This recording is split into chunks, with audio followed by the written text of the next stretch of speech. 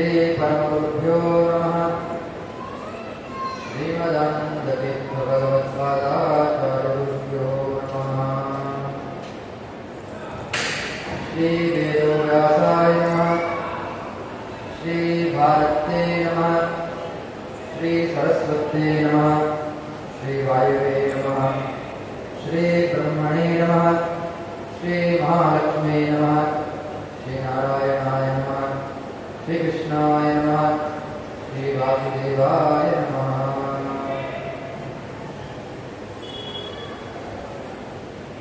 नारायणाय परिपूर्णगुणार्णवाय विष्णोदयस्थितिलयो मन्यदिप्रदाय ज्ञानप्रदाय विबुधासुरसौख्यदुःखा सत्कारणाय वितताय नमो नमस्ते।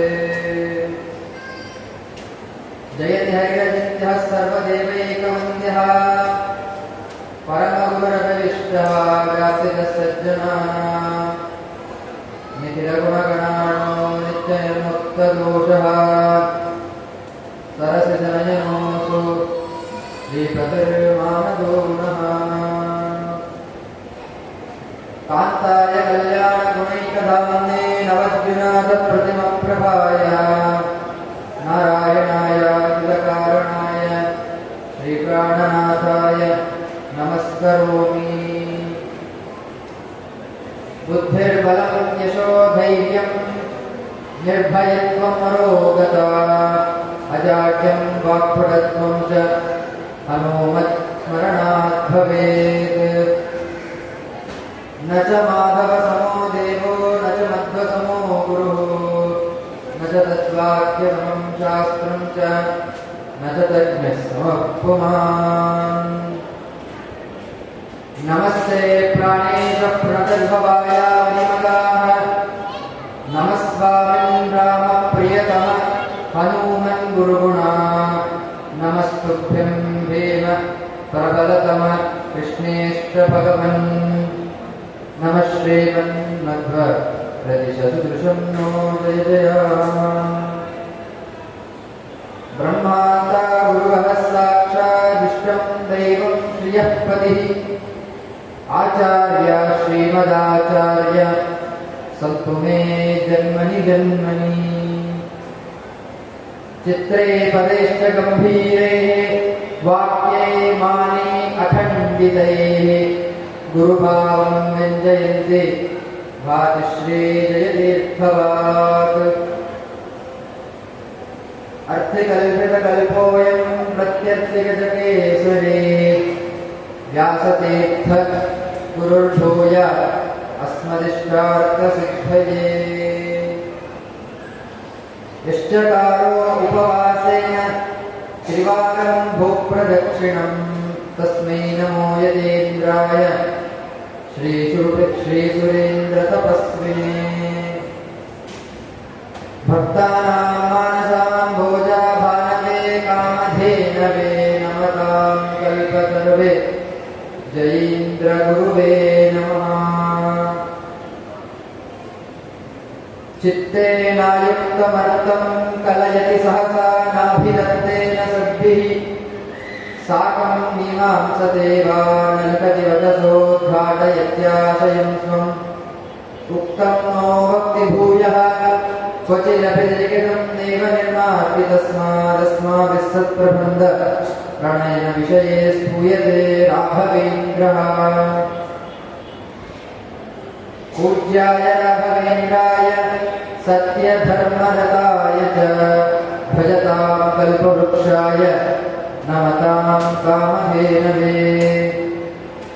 आपादमौलिपर्यन्तं गुरूणामाकृतिं स्मरेत् तेन विघ्नाः प्रणश्यन्ति सिद्ध्यन्ति च मनोरथाः।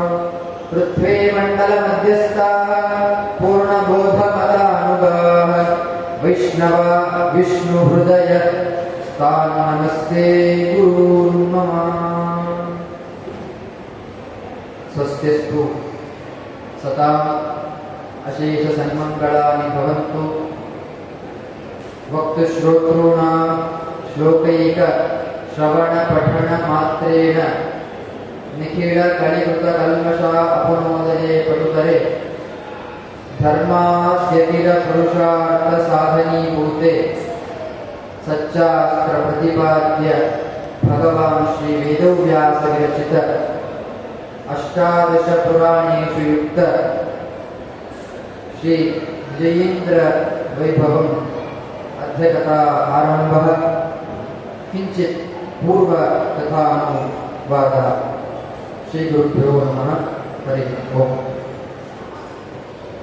ಹಂಸನಾಮಕ ಪರಿವ್ರಾಜಕ ಶ್ರೀ ರಾಘವೇಂದ್ರ ತೀರ್ಥರ ಪರಂಪರಾಗತ ಶ್ರೀ ಸುಯತೀಂದ್ರ ತೀರ್ಥರ ಕರಸಂಜಾತರಾದ ಶ್ರೀ 1008 ಸುಬುಧೇಂದ್ರ ತೀರ್ಥರ ಆಜ್ಞಾನುಸಾರವಾಗಿ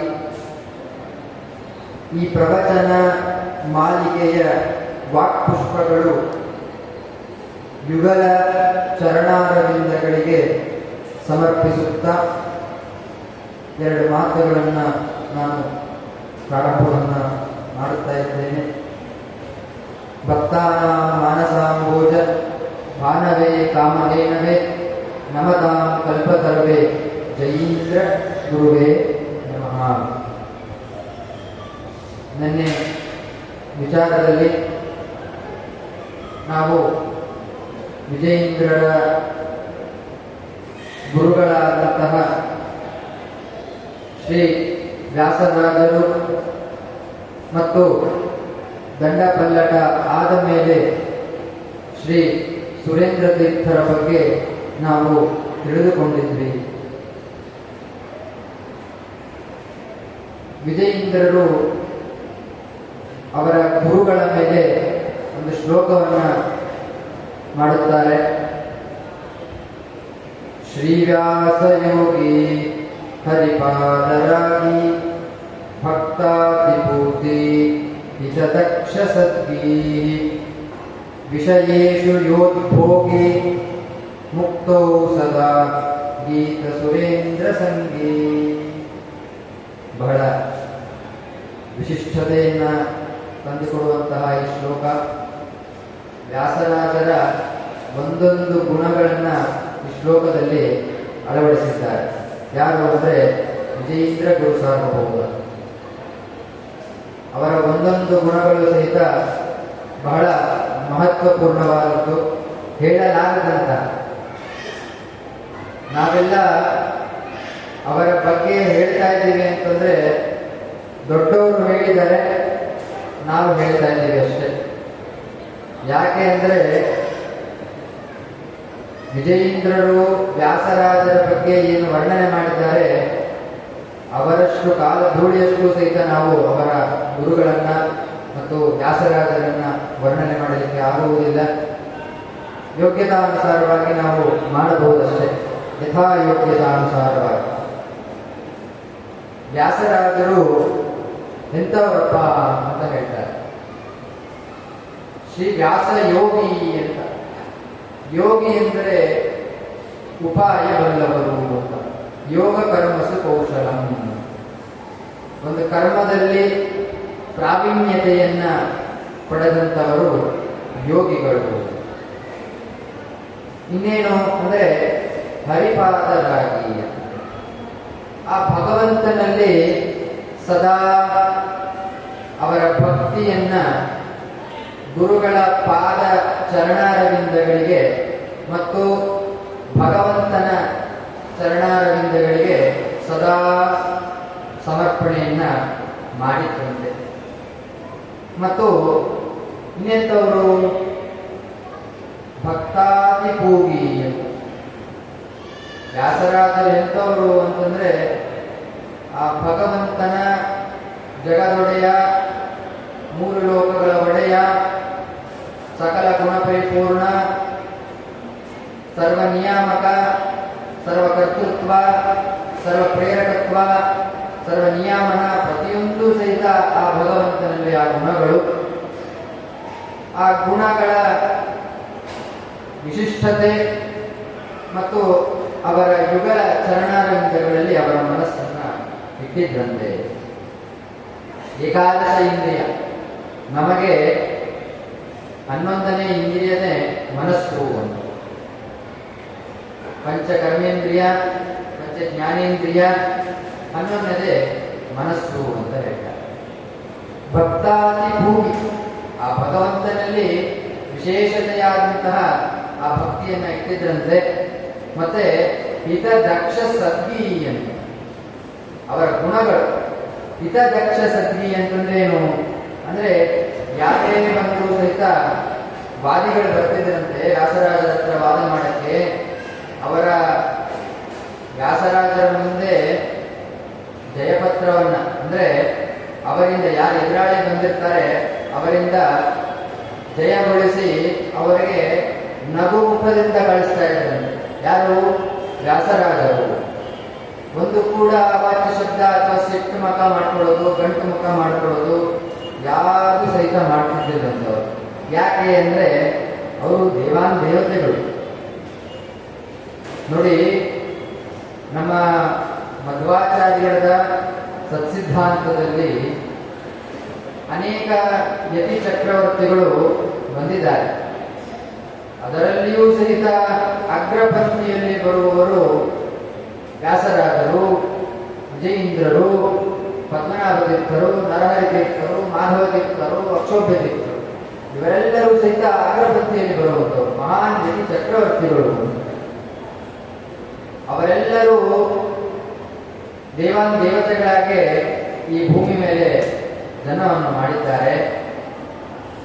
ಮತ್ತು ಅವರು ಜನಿಸಿದ್ದಕ್ಕೂ ಸಹಿತ ಗ್ರಾಂಥಿಕ ಕೊಡುಗೆಗಳನ್ನು ಕೊಟ್ಟು ನಮ್ಮ ಮೇಲೆ, ಭಕ್ತರ ಮೇಲೆ ಅನುಗ್ರಹವನ್ನು ಮಾಡಿದ್ದಾರೆ. ಹಿತದಕ್ಷ ಸದ್ಗಿ ಅಂತ ಶಿಷ್ಯರ ಮುಂದೆ ಪಾಠ ಹೇಳ್ಕೊಡ್ಬೇಕಾದ್ರೆ ಒಳ್ಳೆ ಮಾತಿನಿಂದ ಹೇಳ್ಕೊಡ್ತಾ ಇದ್ರಂತೆ. ಸಾಮಾನ್ಯವಾಗಿ ಕೆಲವರು ಗುರುಗಳಿರ್ತಾರೆ, ಮಾತು ಹೊಡಿಲಾದೆ ಅವ್ರು ಹೇಳ್ಕೊಡೋದೇ ಇಲ್ಲ, ಫಸ್ಟ್ ಹೊಡೆದ ಮೇಲೆ ಹೇಳ್ಕೊಡೋದು. ಕೆಲವರು ಆ ರೀತಿ ಇರ್ತಾರೆ, ಕೆಲವರು ಒಳ್ಳೆ ರೀತಿಯಿಂದ ಹೇಳ್ಕೊಡ್ತಾರೆ, ಬಾರಪ್ಪ, ಕಲಿಯಪ್ಪ, ಕುತ್ಕೊಳ್ಳಪ್ಪ. ಆದರೆ ದೊಡ್ಡವರೆಲ್ಲ, ಗುರುಗಳೆಲ್ಲ ಆ ರೀತಿ ವಿಜೇಂದ್ರರು ಮತ್ತು ವ್ಯಾಸರಾಜರೆಲ್ಲ ಬಹಳ ವಿಶಿಷ್ಟ ಗುಣಗಳನ್ನು ಹೊಂದಿರುತ್ತವು. ಅವರೆಲ್ಲ ಬಹಳ ಚೆನ್ನಾಗಿ ಮಾತಾಡ್ತಾ ಇದ್ರಂತೆ. ಮಾತು ಅಂತಂತಂದ್ರೆ ಹೇಗೆ ಅಂತಂದ್ರೆ, ನೋಡಿ, ಸುಮ್ಮನೆ ಮಾತಾಡಬಾರ್ದು.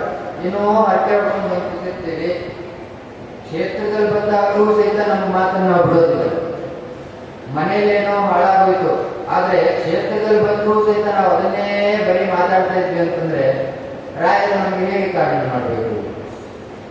ಇಲ್ಲೂ ಸಹಿತ ಅದೇ ಹರಟೆಯನ್ನ, ಅದೇ ಫೋನ್ ಹಿಡ್ಕೊಂಡು ನಾವು ಹರಟೆ ಹೊಡ್ಕೊತಾ ಕೊಟ್ರೆ ರಾಯರ ನಮ್ಮನ್ನ ಹೇಗೆ ನೋಡ್ಬೇಕು? ರಾಯರನ್ನೆಲ್ಲ ಪ್ರದಕ್ಷಿಣೆ ಮಾಡ್ತೀವಿ, ನಾವು ಹತ್ತಿರದಿಂದ ನೋಡ್ಬೇಕು ಅಂತೀವಿ. ಇಷ್ಟು ಹತ್ರ ಆಗುತ್ತೋ, ಅಯ್ಯೋ ಕಾಣಿಸ್ಬಿಟ್ರೆ ಸಾಕು, ಅಯ್ಯೋ ಕಾಣಿಸ್ಬಿಟ್ರೆ ಸಾಕು ಅಂತ ಒದ್ದಾಡ್ತೀವಿ. ಅಯ್ಯೋ ಒಳಗಡೆ ಇನ್ನೇನು ಹತ್ರ, ಇನ್ನೇನು ಹತ್ರ. ಒಳಗಡೆ ಹೋಗಿ ರಾಯ ಮುಟ್ಟಿದ್ರೂ ಸಹಿತ ನಮ್ಗೆ ಯಾರಿಗೂ ಸಹಿತ ಸದ್ಬುದ್ಧಿ ಬರಲ್ಲ. ಯಾಕೆ ಅಂದ್ರೆ ನಮ್ಮಲ್ಲಿ ಮುಟ್ಟುವಂತಹ, ರಾಯರನ್ನ ಮಾತಾಡಿಸುವಂತಹ ಶಕ್ತಿ ಇದೆಯಾ? ಫಸ್ಟ್ ನಮ್ಮನ್ನ ನಾವು ನೋಡ್ಕೋಬೇಕು. ಸೆಲ್ಫ್ ಡಿಕ್ಲರೇಷನ್ ಅಂತ ಕರೀತಾರೆ. ಏನಂತ? Self declaration. ನೀನು ಸರಿಯಾಗಿದ್ದೀಯಾ ಅಂತ. ಯಾಕೆ? ರಾಯರನ್ನ ಮಾತಾಡಿಸುವುದಕ್ಕೆ, ಅಥವಾ ರಾಯರ ಹತ್ರ ಭಕ್ತಿಯನ್ನ ಮಾಡಕ್ಕೆ, ಅಥವಾ ರಾಯರನ್ನ ಕಣ್ಣಿಂದ ಕಣ್ತುಂಬ ನೋಡಕ್ಕೂ ಬರ್ಬೇಕ್ರಿ. ಸುಮ್ಮನೆ ಏನೋ ನೋಡ್ಬಿಟ್ಟು ಹೋಗ್ಬಿಟ್ರೆ ಸಾಕು. ಅವರ ಗುಣಗಳನ್ನ ಚಿಂತನೆ ಮಾಡಬೇಕು. ರಾಯರ ಗುಣಗಳನ್ನ ಚಿಂತನೆ ಮಾಡಬೇಕು, ಅದನ್ನ ನೋಡೋದು. ಸುಮ್ಮನೆ ನೋಡ್ಬಿಟ್ರೆ ಸಾಕ? ಅವರ ಗ್ರಂಥಗಳನ್ನ, ಅವರ ರಚಿಸಿರುವಂತಹ ಸ್ತೋತ್ರಗಳನ್ನ, ಭಜನೆಯನ್ನ ಮಾಡಬೇಕು. ಅಂದ್ರೆ ಮಾತ್ರ ರಾಯರು ನಮ್ಮನ್ನ ನೋಡ್ತಾರೆ. ಇಲ್ಲೇ ಇದ್ರೆ ನೋಡಲ್ಲ. ನಾವೇನ್ ನೋಡಿದ್ರು ಸಹಿತ ನಮ್ಮಲ್ಲಿರುವಂತಹ ಹರಿಷಡ್ ವರ್ಗಗಳು ಕಡಿಮೆ ಆಗೋದಿಲ್ಲ. ಅವರು ನಮ್ಮನ್ನು ನೋಡಿದ್ರೆ ಮಾತ್ರ ಏನೋ ಒಂದು ಸ್ವಲ್ಪ ನೋಡ್ತಾರೆ. ಅಯ್ಯೋ ಪಾಪ, ಜೀವ ಬರ್ತಾ ಇದೆ, ಕೂಸು ನನ್ನ ಹತ್ರ ಬರ್ತಾ ಇದೆ, ಏನೋ ಉದ್ಧಾರ ಆಗಲಿ ಅಂತ ಅಂದ್ಬಿಟ್ಟು ಸುಮ್ಮನೆ ನೋಡ್ತಾರಂತೆ. ಅವನ ಜೀವನ ಉದ್ಧಾರ ಆಗತ್ತೆ. ಅಂತಹ ದೊಡ್ಡ ಜ್ಞಾನಿಗಳು ಹಿತದಕ್ಷ ಸದ್ದಿ ಅಂತ ಮಾತು, ಚೆನ್ನಾಗಿರುವಂತಹ ಮಾತನ್ನ ಆಡಬೇಕು. ಗುಣಗಳು. ವಿಜಯೀಂದ್ರರು ಗ್ರಂಥಗಳನ್ನು ರಚಿಸಿದ್ದಾರೆ. ಎಷ್ಟು? 104 ಗ್ರಂಥಗಳನ್ನು ರಚಿಸಿದ್ದಾರೆ ಅಲ್ವಾ? ಒಂದೊಂದು ಗ್ರಂಥಗಳಲ್ಲಿಯೂ ಸಹಿತ ಭಗವಂತನ ಒಂದೊಂದು ಗುಣಗಳನ್ನ ಆ ಗ್ರಂಥದಲ್ಲಿ ಅವರು ವರ್ಣನೆಯನ್ನು ಮಾಡಿದ್ದಾರೆ. ಯಾಕೆ? ಅವನು ಗುಣಪರಿಪೂರ್ಣ, ನಿರ್ದೋಷ. ಅದಕ್ಕೆ ಶ್ಲೋಕವನ್ನು ಹೇಳ್ತಾರೆ. ಏನು? ನಾರಾಯಣಂ ಗುಣೈ ಸರ್ವೈ ಉದೀರಣಂ ದೋಷವರ್ಜಿತಂ. ದೋಷವರ್ಜಿತ, ಯಾವಾಗಲೂ ಸಹಿತ. ನಾರಾಯಣಾಯ ಪರಿಪೂರ್ಣ ಗುಣಾರ್ಣವಾಯ, ಪರಿಪೂರ್ಣತೆ ಎಲ್ಲದರಿಂದಲೂ ಗೆದ್ದವನು. ಅವರ ಒಂದೊಂದು ಗುಣಗಳು, ಅವರ ಒಂದೊಂದು ಮಾತು ಆ ಭಗವಂತನನ್ನ ಕೊಂಡಾಡ. ಭಗವಂತ ನೀನೇ ಸರ್ವಸ್ವ, ಏಕೋ ನಾರಾಯಣ, ನೀನೊಬ್ಬನೇ, ಬೇರೆ ನಿನ್ನ ಬಿಟ್ಟರೆ ಬೇರೆ ಯಾರು ಸಹಿತ ನಿನ್ನ ಒಂದು ಇದಕ್ಕೆ ಬರೋಕ್ಕಾಗಲ್ಲ. ಭಗವಂತನ ಒಬ್ಬನೇ, ಅವನ ಗುಣಗಳು, ಅವನ ಯಥಾರ್ಥ ಜ್ಞಾನ. ನೋಡಿ, ಭಗವಂತನನ್ನ ತಿಳ್ಕೊಳ್ಳೋದು ಲಕ್ಷ್ಮಿಯೂ ಸಹಿತ ದೇಶತಃ ಕಾಲತಃ ಪೂರ್ಣಳು ಆಗಿದ್ರೂ ಸಹಿತ ಗುಣತಃ ಅಪೂರ್ಣಳು. ಭಗವಂತನನ್ನ ಗುಣಗಳಿಂದ ತಿಳ್ಕೋಬೇಕಾದ್ರೆ ಲಕ್ಷ್ಮಿನೂ ಸಹಿತ ಅಪೂರ್ಣಳೇ. ಆ ಲಕ್ಷ್ಮಿನೇ ಅಪೂರ್ಣಳಾಗಿರ್ಬೇಕಾದ್ರೆ ನಮ್ದಂತೂ ದೂರ ಉಳಿತು, 100 ಮಿಲಿಯನ್ ಕಿಲೋಮೀಟರ್ ದೂರ ಉಳಿತು. ಆದರೆ ಭಗವಂತ ಒಂದಂತಾನೆ, ನನ್ನ ಗುಣಗಳನ್ನ ಕೊಂಡಾಡದಿದ್ರು ಪರವಾಗಿಲ್ಲ, ನನ್ನ ನಾಮಸ್ಮರಣೆಯನ್ನು ಮಾಡ್ತೀನಿ. ಪ್ರತಿ ದಿವಸ ಎದ್ದ ತಕ್ಷಣ ನಾರಾಯಣ, ಗೋವಿಂದ, ಹರೇ ಶ್ರೀನಿವಾಸ, ಭಗವಂತನ ಕೊಂಡಾಡ್ರಿ. ನಮಗೆ ರಾಯ ತೋರಿಸ್ಕೊಟ್ಟಿದ್ದಾರೆ. ಪ್ರಹ್ಲಾದರಾಜರು ಹಿರಣ್ಯಕಶ್ಯಪು ಬಹಳ ಬಯಸಿದಂತೆ, ಯಾಕೋ ನಾರಾಯಣ ನಾರಾಯಣ, ಮಾತೆತ್ತಿದ್ರೆ ನಾರಾಯಣ, ಮಾತೆತ್ತಿದ್ರೆ ನಾರಾಯಣ, ಚಿಕ್ಕ ಮಾಡಿದ್ರೆ ನಾರಾಯಣ, ಸುಮ್ಮನೆ ಬೈದ್ರೆ ಕೂತ್ರೆ ನಾರಾಯಣ, ಏನ್ ಮಾಡಿದ್ರು ನಾರಾಯಣ ನಾರಾಯಣ ಅನ್ಸುತ್ತಂತೆ. ಪಾಪ ಕೂಸು, ಇನ್ನೆಂತ ಕೂಸು ನೋಡ್ರಿ ಅದು.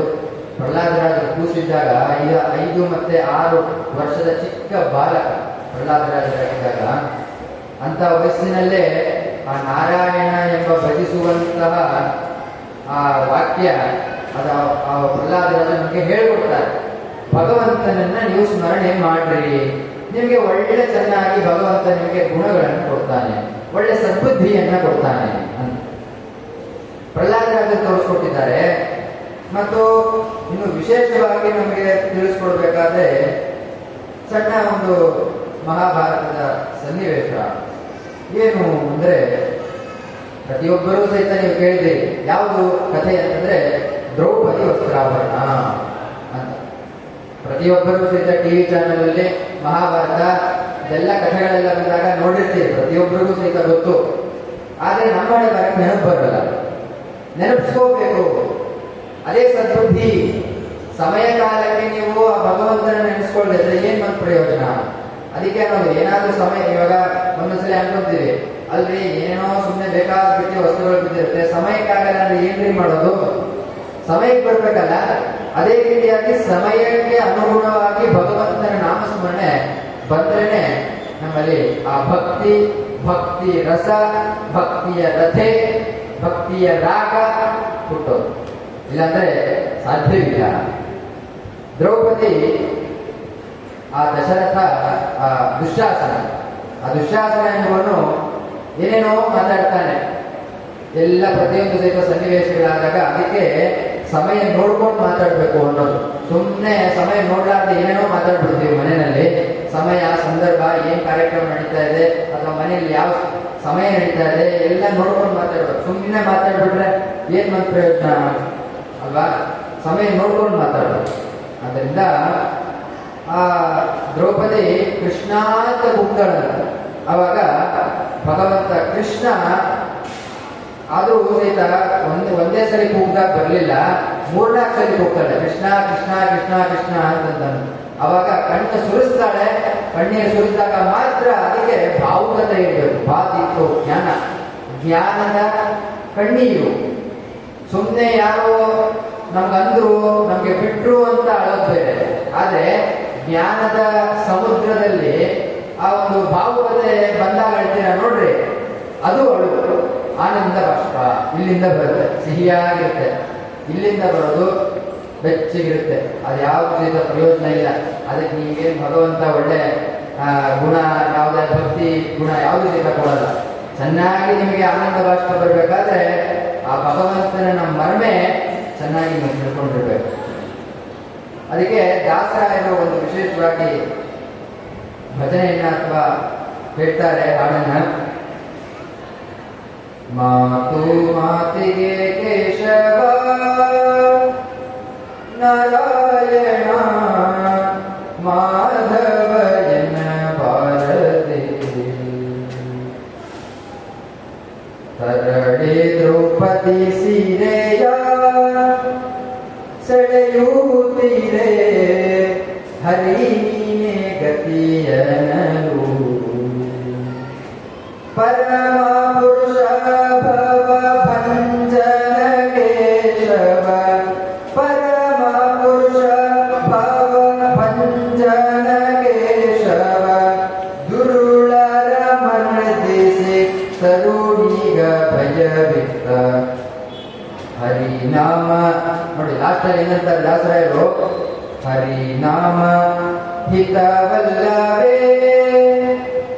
ಜೀವೆ ಮಾಧವ ಎನ್ನಬಾರದೆ. ಮಾತು ಮಾತಿಗೆ ಕೇಶವ ನಾರಾಯಣ ಮಾಧವ ಎನ್ನಬಾರದೆ. ತರಳೆ ದ್ರೌಪದಿ ಸೀರೆಯ ಸೆಳೆಯುತ್ತೀರೆ ಹರಿ ನೀನೆ ಗತಿಯನ್ನಲು. ಸಾಮಾನ್ಯವಾಗಿ ಡೆಡಿಕೇಟ್ ಆಗಿ ಶರಣಾಗತಳಾಗ್ತಾಳಂತ ದ್ರೌಪದಿ. ಅವಾಗ ನೀನೇನಪ್ಪ ಗತಿ ಅಂತಂದಾಗ ಕೃಷ್ಣ ಬಂದು ಅಕ್ಷಯದಂತೆ ಆ ಒಂದು ವಸ್ತ್ರವನ್ನ ಕೊಡ್ತಾನಂತೆ. ಆ ಅಕ್ಷಯ ಅಂತಂದ್ರೆ ಮೋಕ್ಷ ಎಂಬ ಅಕ್ಷಯವನ್ನೇ ಕೊಡುತ್ತಾನೆ ವಿಶೇಷವಾಗಿ. ಅದಕ್ಕೆ ಮಾತು ಮಾತಿಗೆ ಕೇಶವ ಅಂತ. ಮಾತಿಗೂ ಸಹಿತ ಭಗವಂತನನ್ನ ನಾಮಸ್ಮರಣೆಯನ್ನು ಮಾಡಬೇಕು. ಆವಾಗ ಮಾತ್ರ ಒಳ್ಳೆ ನಮಗೆ ಆ ಗುಣಗಳನ್ನು ಅಳವಡಿಸ್ಕೋಬಹುದು ಅಂತ ಹೇಳ್ತಾರೆ. ಮತ್ತು ಇನ್ನೇನು ವ್ಯಾಸರಾಜ ಹೆಂಗಿದ್ರಪ್ಪ ಅಂತಂದ್ರೆ, ತ್ಯಾಗಿ ವಿರಾಗಿ ವಿಷಯೇಶು ಯೋದ್ಭೋಗಿ ಅಂದ್ರೆ ತ್ಯಾಗಿ ವಿರಾಗಿ. ಹೇಗೆ ತ್ಯಾಗವನ್ನು ಮಾಡಿದ್ರು, ಹೇಗೆ ವೈರಾಗ್ಯವನ್ನು ತಂದುಕೊಂಡ್ರು ಅಂತಂದ್ರೆ, ಹೇಗೆ ಮಾಡಿದ್ರು ಅಂತಂದ್ರೆ, ಕೃಷ್ಣದೇವರಾಯನ ಕಾಲ ನೋಡಿ, ಪ್ರತಿಯೊಂದು ಸಮಯದಲ್ಲೂ ಸಹಿತ ಭಗವಂತನ ನಾಮಸ್ಮರಣೆ ಹೇಗೆ ಅನ್ನುವುದಕ್ಕೆ ಈ ಕಥೆ ನಿಮಗೆ ಉದಾಹರಣೆ ಕೊಡ್ತಾ ಇದ್ದಾರೆ. ಕೃಷ್ಣದೇವರಾಯ ಒಳ್ಳೆ ರಾಜ್ಯಭಾರ ಚೆನ್ನಾಗಿ ಮಾಡ್ತಾ ಇರ್ತಾನೆ. ಅವನಿಗೆ ಇದ್ದಿದ್ದಂಗೆ ಕುಹುಯೋಗ ಬರುತ್ತೆ. ಕುಹುಯೋಗ ಬಂದು ಅವನಿಗೆ ಬಹಳ ಮನಸ್ಸಿನಲ್ಲಿ ಕಳವಳ ಹತ್ತು. ಏನಪ್ಪಾ ನಾನು ಹೋಗ್ಬಿಟ್ರೆ ಏನಪ್ಪಾ ಗತಿ ರಾಜ್ಯದ್ದು, ಏನ್ ಮಾಡೋದು ಅಂತ ಬಹಳ ತಲೆ ಕೆಡಿಸ್ಕೊತಾನೆ. ಸೀದಾ ಗುರುಗಳ ಪಾದಕ್ಕೆ ಹೋಗ್ಬಿಡ್ತಾನೆ. ಯಾರ ಗುರುಗಳು ಅಂದ್ರೆ ವ್ಯಾಸರಾಜರ ಪಾದಗಳಿಗೆ ಹೋಗ್ಬಿಡ್ತಾನೆ. ನಾವೇನಾದ್ರೂ ಕಷ್ಟದಲ್ಲಿದ್ದಾಗ, ಕಷ್ಟ ಬಂದಾಗ ವೆಂಕಟರಮಣ ಅಂತ, ಅದಕ್ಕೆ ನಾವು ಕಷ್ಟ ಬಂದಾಗ ಮಾತ್ರ ಹೋಗ್ತೀವಿ, ಸುಖ ಬಂದಾಗ ಮಾತ್ರ ದೇವರನ್ನು ಮಾಡ್ಬಿಡ್ತೀವಿ. ಅದು ಮಾಡಬಾರ್ದು. ಸುಖ ಇದ್ದಾಗಲೂ ಸಹಿತ ಭಗವಂತನ ನಾಮಸ್ಮರಣೆ ಮಾಡಬೇಕು. ಸೀದಾ ಆ ಭಗವಂತನ ಪಾದಗಳಿಗೆ ಬೀಳ್ತಾನೆ.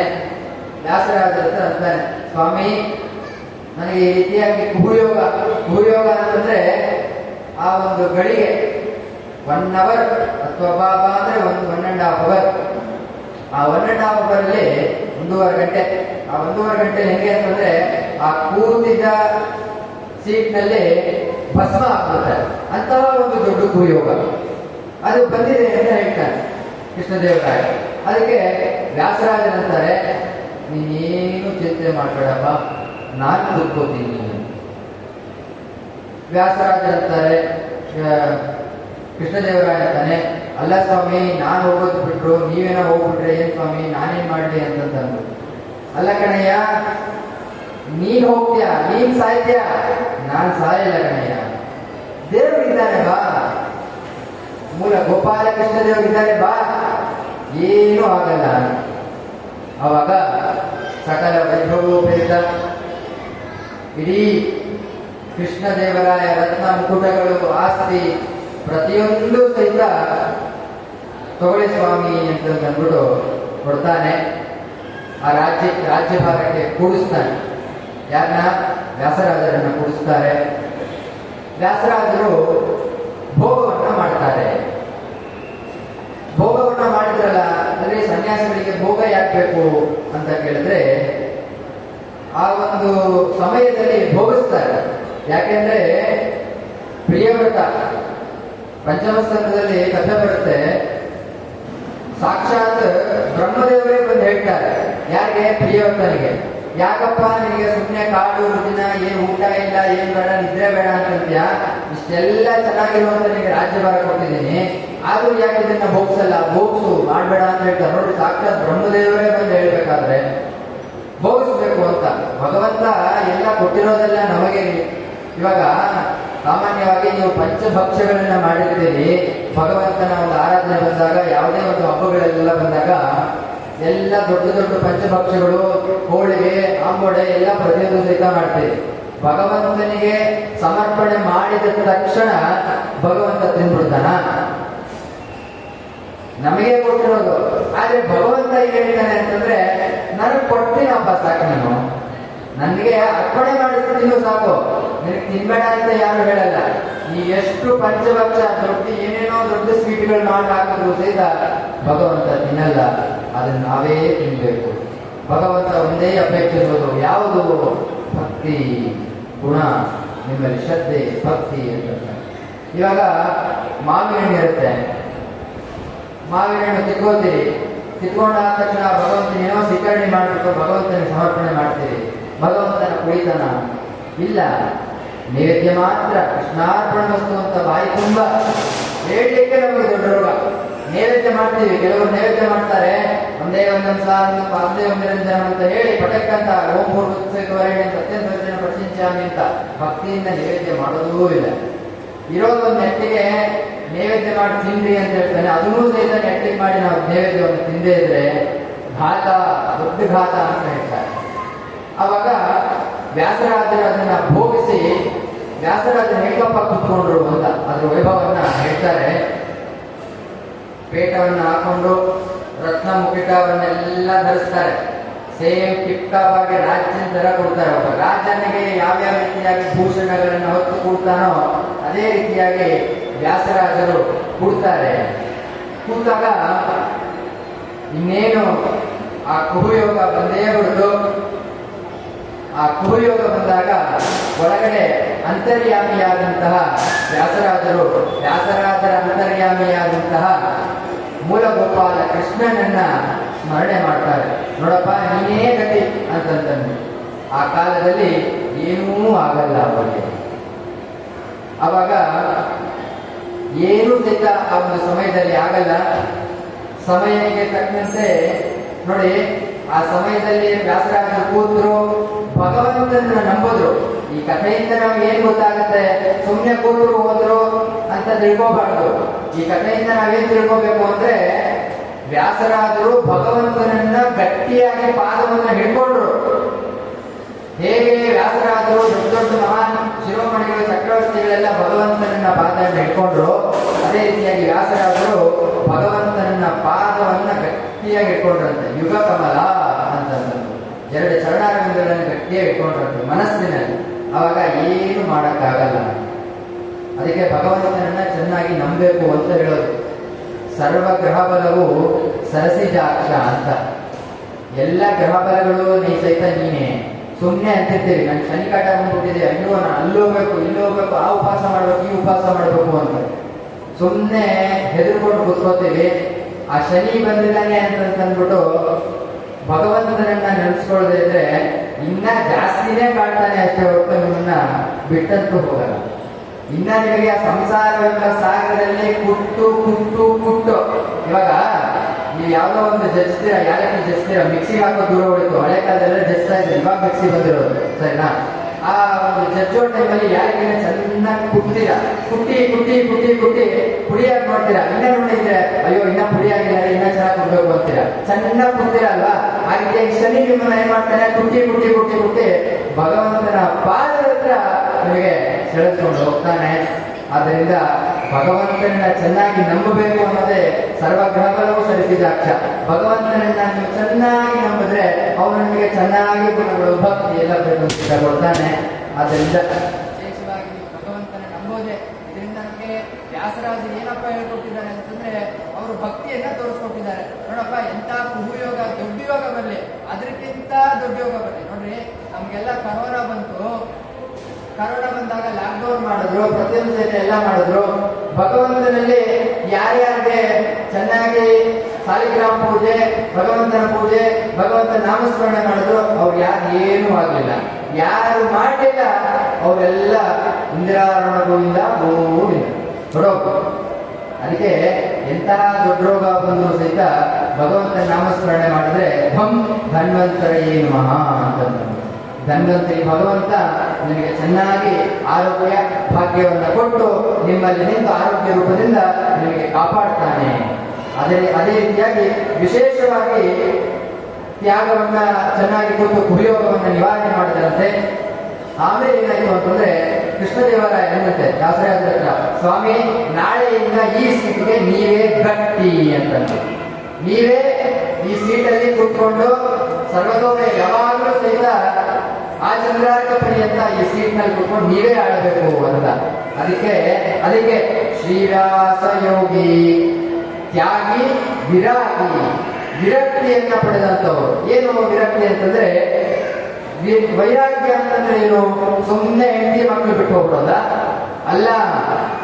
ಈ ಒಂದು ಹರಿಷಡ್ವರ್ಗಗಳೆಂಬ ಏನಿದೆ ಪ್ರತಿಯೊಂದರಲ್ಲೂ ಸಹಿತ ವೈರಾಗ್ಯ ತಂದುಕೊಂಡು ವಿಗತಃ ವಿಶೇಷತಃ ಅಂತ ಎಲ್ಲದರಲ್ಲಿಯೂ ಸಹಿತ ನಮಗೆ ಬೇಡ, ಭಗವಂತ ಒಬ್ಬ ಮಾತ್ರ ನಮಗೆ ಬೇಕು ಅಂತಾಗ ಮಾತ್ರ ಆ ವಿರಕ್ತಿ ಬರುತ್ತೆ. ವ್ಯಾಸರಾಜರಿಗೆ ಅದು ವಿಶೇಷವಾಗಿರ್ತಂತೆ. ಅವನು ವ್ಯಾಸರಾಜ ಅಂದ್ರಂತೆ, ನೋಡಪ್ಪ ನಾವೆಲ್ಲ ಭಗವಂತನ ನಂಬಿರೋರು, ಇದನ್ನೆಲ್ಲ ತಗೊಂಡು ಏನ್ ಮಾಡೋದು? ಏನೋ ಕುಡಿಯೋಗ ನಿವಾರಣೆ ಮಾಡ್ಬೇಕು ಅಂತ ಬಂದ್ರೆ ಇಡೀ ರಾಜ್ಯನೇ ಕೊಡ್ತೀನಿ ಅಂತಾನಲ್ಲ. ಅವನಂದ ಕೃಷ್ಣದೇವರಾಯ ಸ್ವಾಮಿ ಪ್ರತಿಯೊಂದು ಸಹಿತ ರಾಜ್ಯಭಾಗದಲ್ಲಿ ಏನಿದೆ ಕೃಷ್ಣಾರ್ಪಣ ವಸ್ತು ಅಂತ ಅಂದ್ಬಿಟ್ಟು ಕಾಲ ಬಿದ್ದುಬಿಟ್ಟ. ಆದರೂ ಸಹಿತ ಅದಕ್ಕೆ ವಿರಾಗಿ ಅಂತಂದ್ರು. ವಿರಕ್ತಿಯನ್ನ ಪಡೆದಂಥವ್ರು, ನನಗೆ ಬೇಡಪ್ಪ, ನನಗೆ ಭಗವಂತನ ನಾಮಸ್ಮರಣೆನೇ ದೊಡ್ಡದು ಅಂತ ಹೋದ್ರು. ಇನ್ನ ವಿಷಯೇಶು ಯೋದ್ಭೋಗಿ ಅಂತಂದ್ರು, ಭೋಗವನ್ನು ಮಾಡಿದ್ರು. ಅದೇ ರೀತಿಯಾಗಿ ತ್ಯಾಗವನ್ನು ಸಹಿತ ವಿಶೇಷವಾಗಿ ಮಾಡಿದ್ರು. ಅಂತಹ ಒಂದು ವ್ಯಾಸರಾಜರಿಗೆ ನಮಗಿಷ್ಟೇ ತೋರಿಸ್ಕೊಡೋದು ಏನಪ್ಪಾ ಅಂತಂದ್ರೆ, ಹೇಗೆ ಭಗವಂತನಲ್ಲಿ ಅಪಾರವಾದಂತಹ ಮಹಿಮೆಯನ್ನ ನಮಗೆ ತೋರಿಸಿಕೊಟ್ರು ಅಂತ. 104 ಗ್ರಂಥಗಳು, ಚಾತುರ್ಯೈ ಕಾಕೃತಿರೇಯ ಚತುರಧಿಕ ಶತ ಗ್ರಂಥ ರತ್ನ ಪ್ರಣೀತ ಅಂತ 104 ಗ್ರಂಥಗಳು, ಒಂದೊಂದು ಗ್ರಂಥಗಳು ಸಹಿತ ಆ ಭಗವಂತನನ್ನ ಕೊಂಡಾಡ್ತಾ ಇದೆ. ನಾವಿವತ್ತು ಅವರ ಗ್ರಂಥಗಳನ್ನ ಚೆನ್ನಾಗಿ ನಾವು ತಿಳ್ಕೊಳ್ಳೋಣ. ದ್ವೈತ ವೇದಾಂತದ ದ್ವೈತ ಸಾಮ್ರಾಜ್ಯಕ್ಕೆ ಕೊಟ್ಟಿರುವಂತಹ ಅಪಾರವಾದ ಕೊಡುಗೆಗಳು ಮತ್ತು ಅನೇಕ ಮುಖವಾಗಿತ್ತಂತೆ.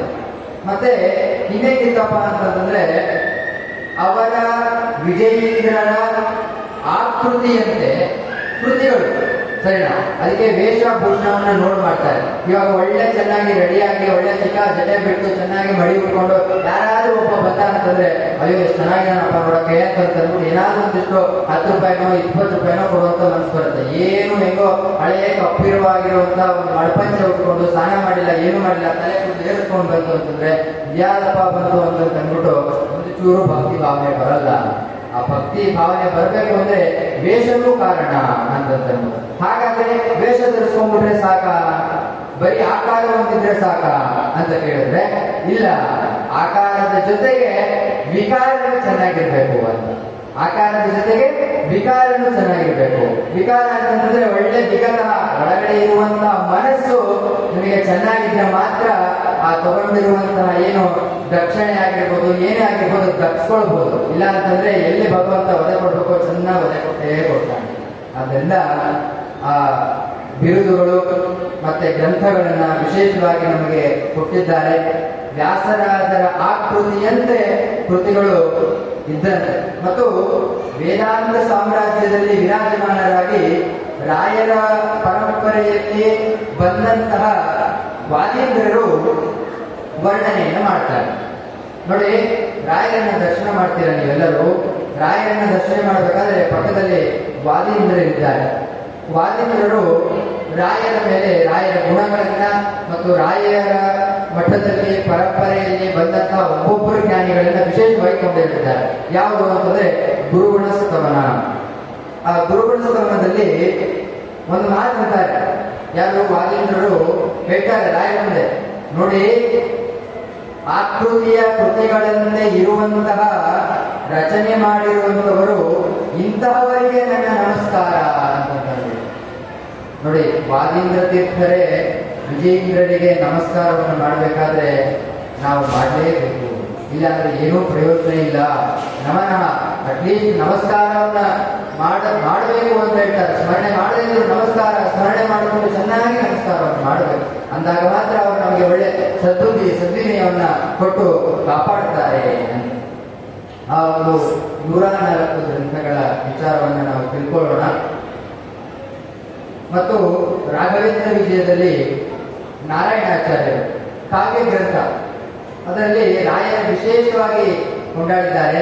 ಚಾತುರ್ಯ ಕಾಕೃತಿರ್ಯ ಚತುರಧಿಕ ಶತ ಗ್ರಂಥ ರತ್ನ ಪ್ರಣೀತ ಭೂತಾರಾತಿ ಪ್ರಬಂಧ ಅಂತ ಹೇಳ್ತಾರೆ. ಅದರಲ್ಲಿ ಏನ್ ಹೇಳ್ತಾರೆ ನಾರಾಯಣಾಚಾರ್ಯರು ಅಂತಂದ್ರೆ, ವ್ಯಾಸರ ವಿಜಯೇಂದ್ರನಿಂದ ರಚಿತವಾದಂತಹ ಒಂದೊಂದು ಗ್ರಂಥಗಳನ್ನ ಹೆಸರು ತಿಳ್ಕೊಂಡ್ರೆ ಸಾಕು ಅವನು ದೊಡ್ಡ ಪಂಡಿತ ಅಂತ ಘೋಷಣೆ ಮಾಡ್ತಾರೆ. ಯಾರು?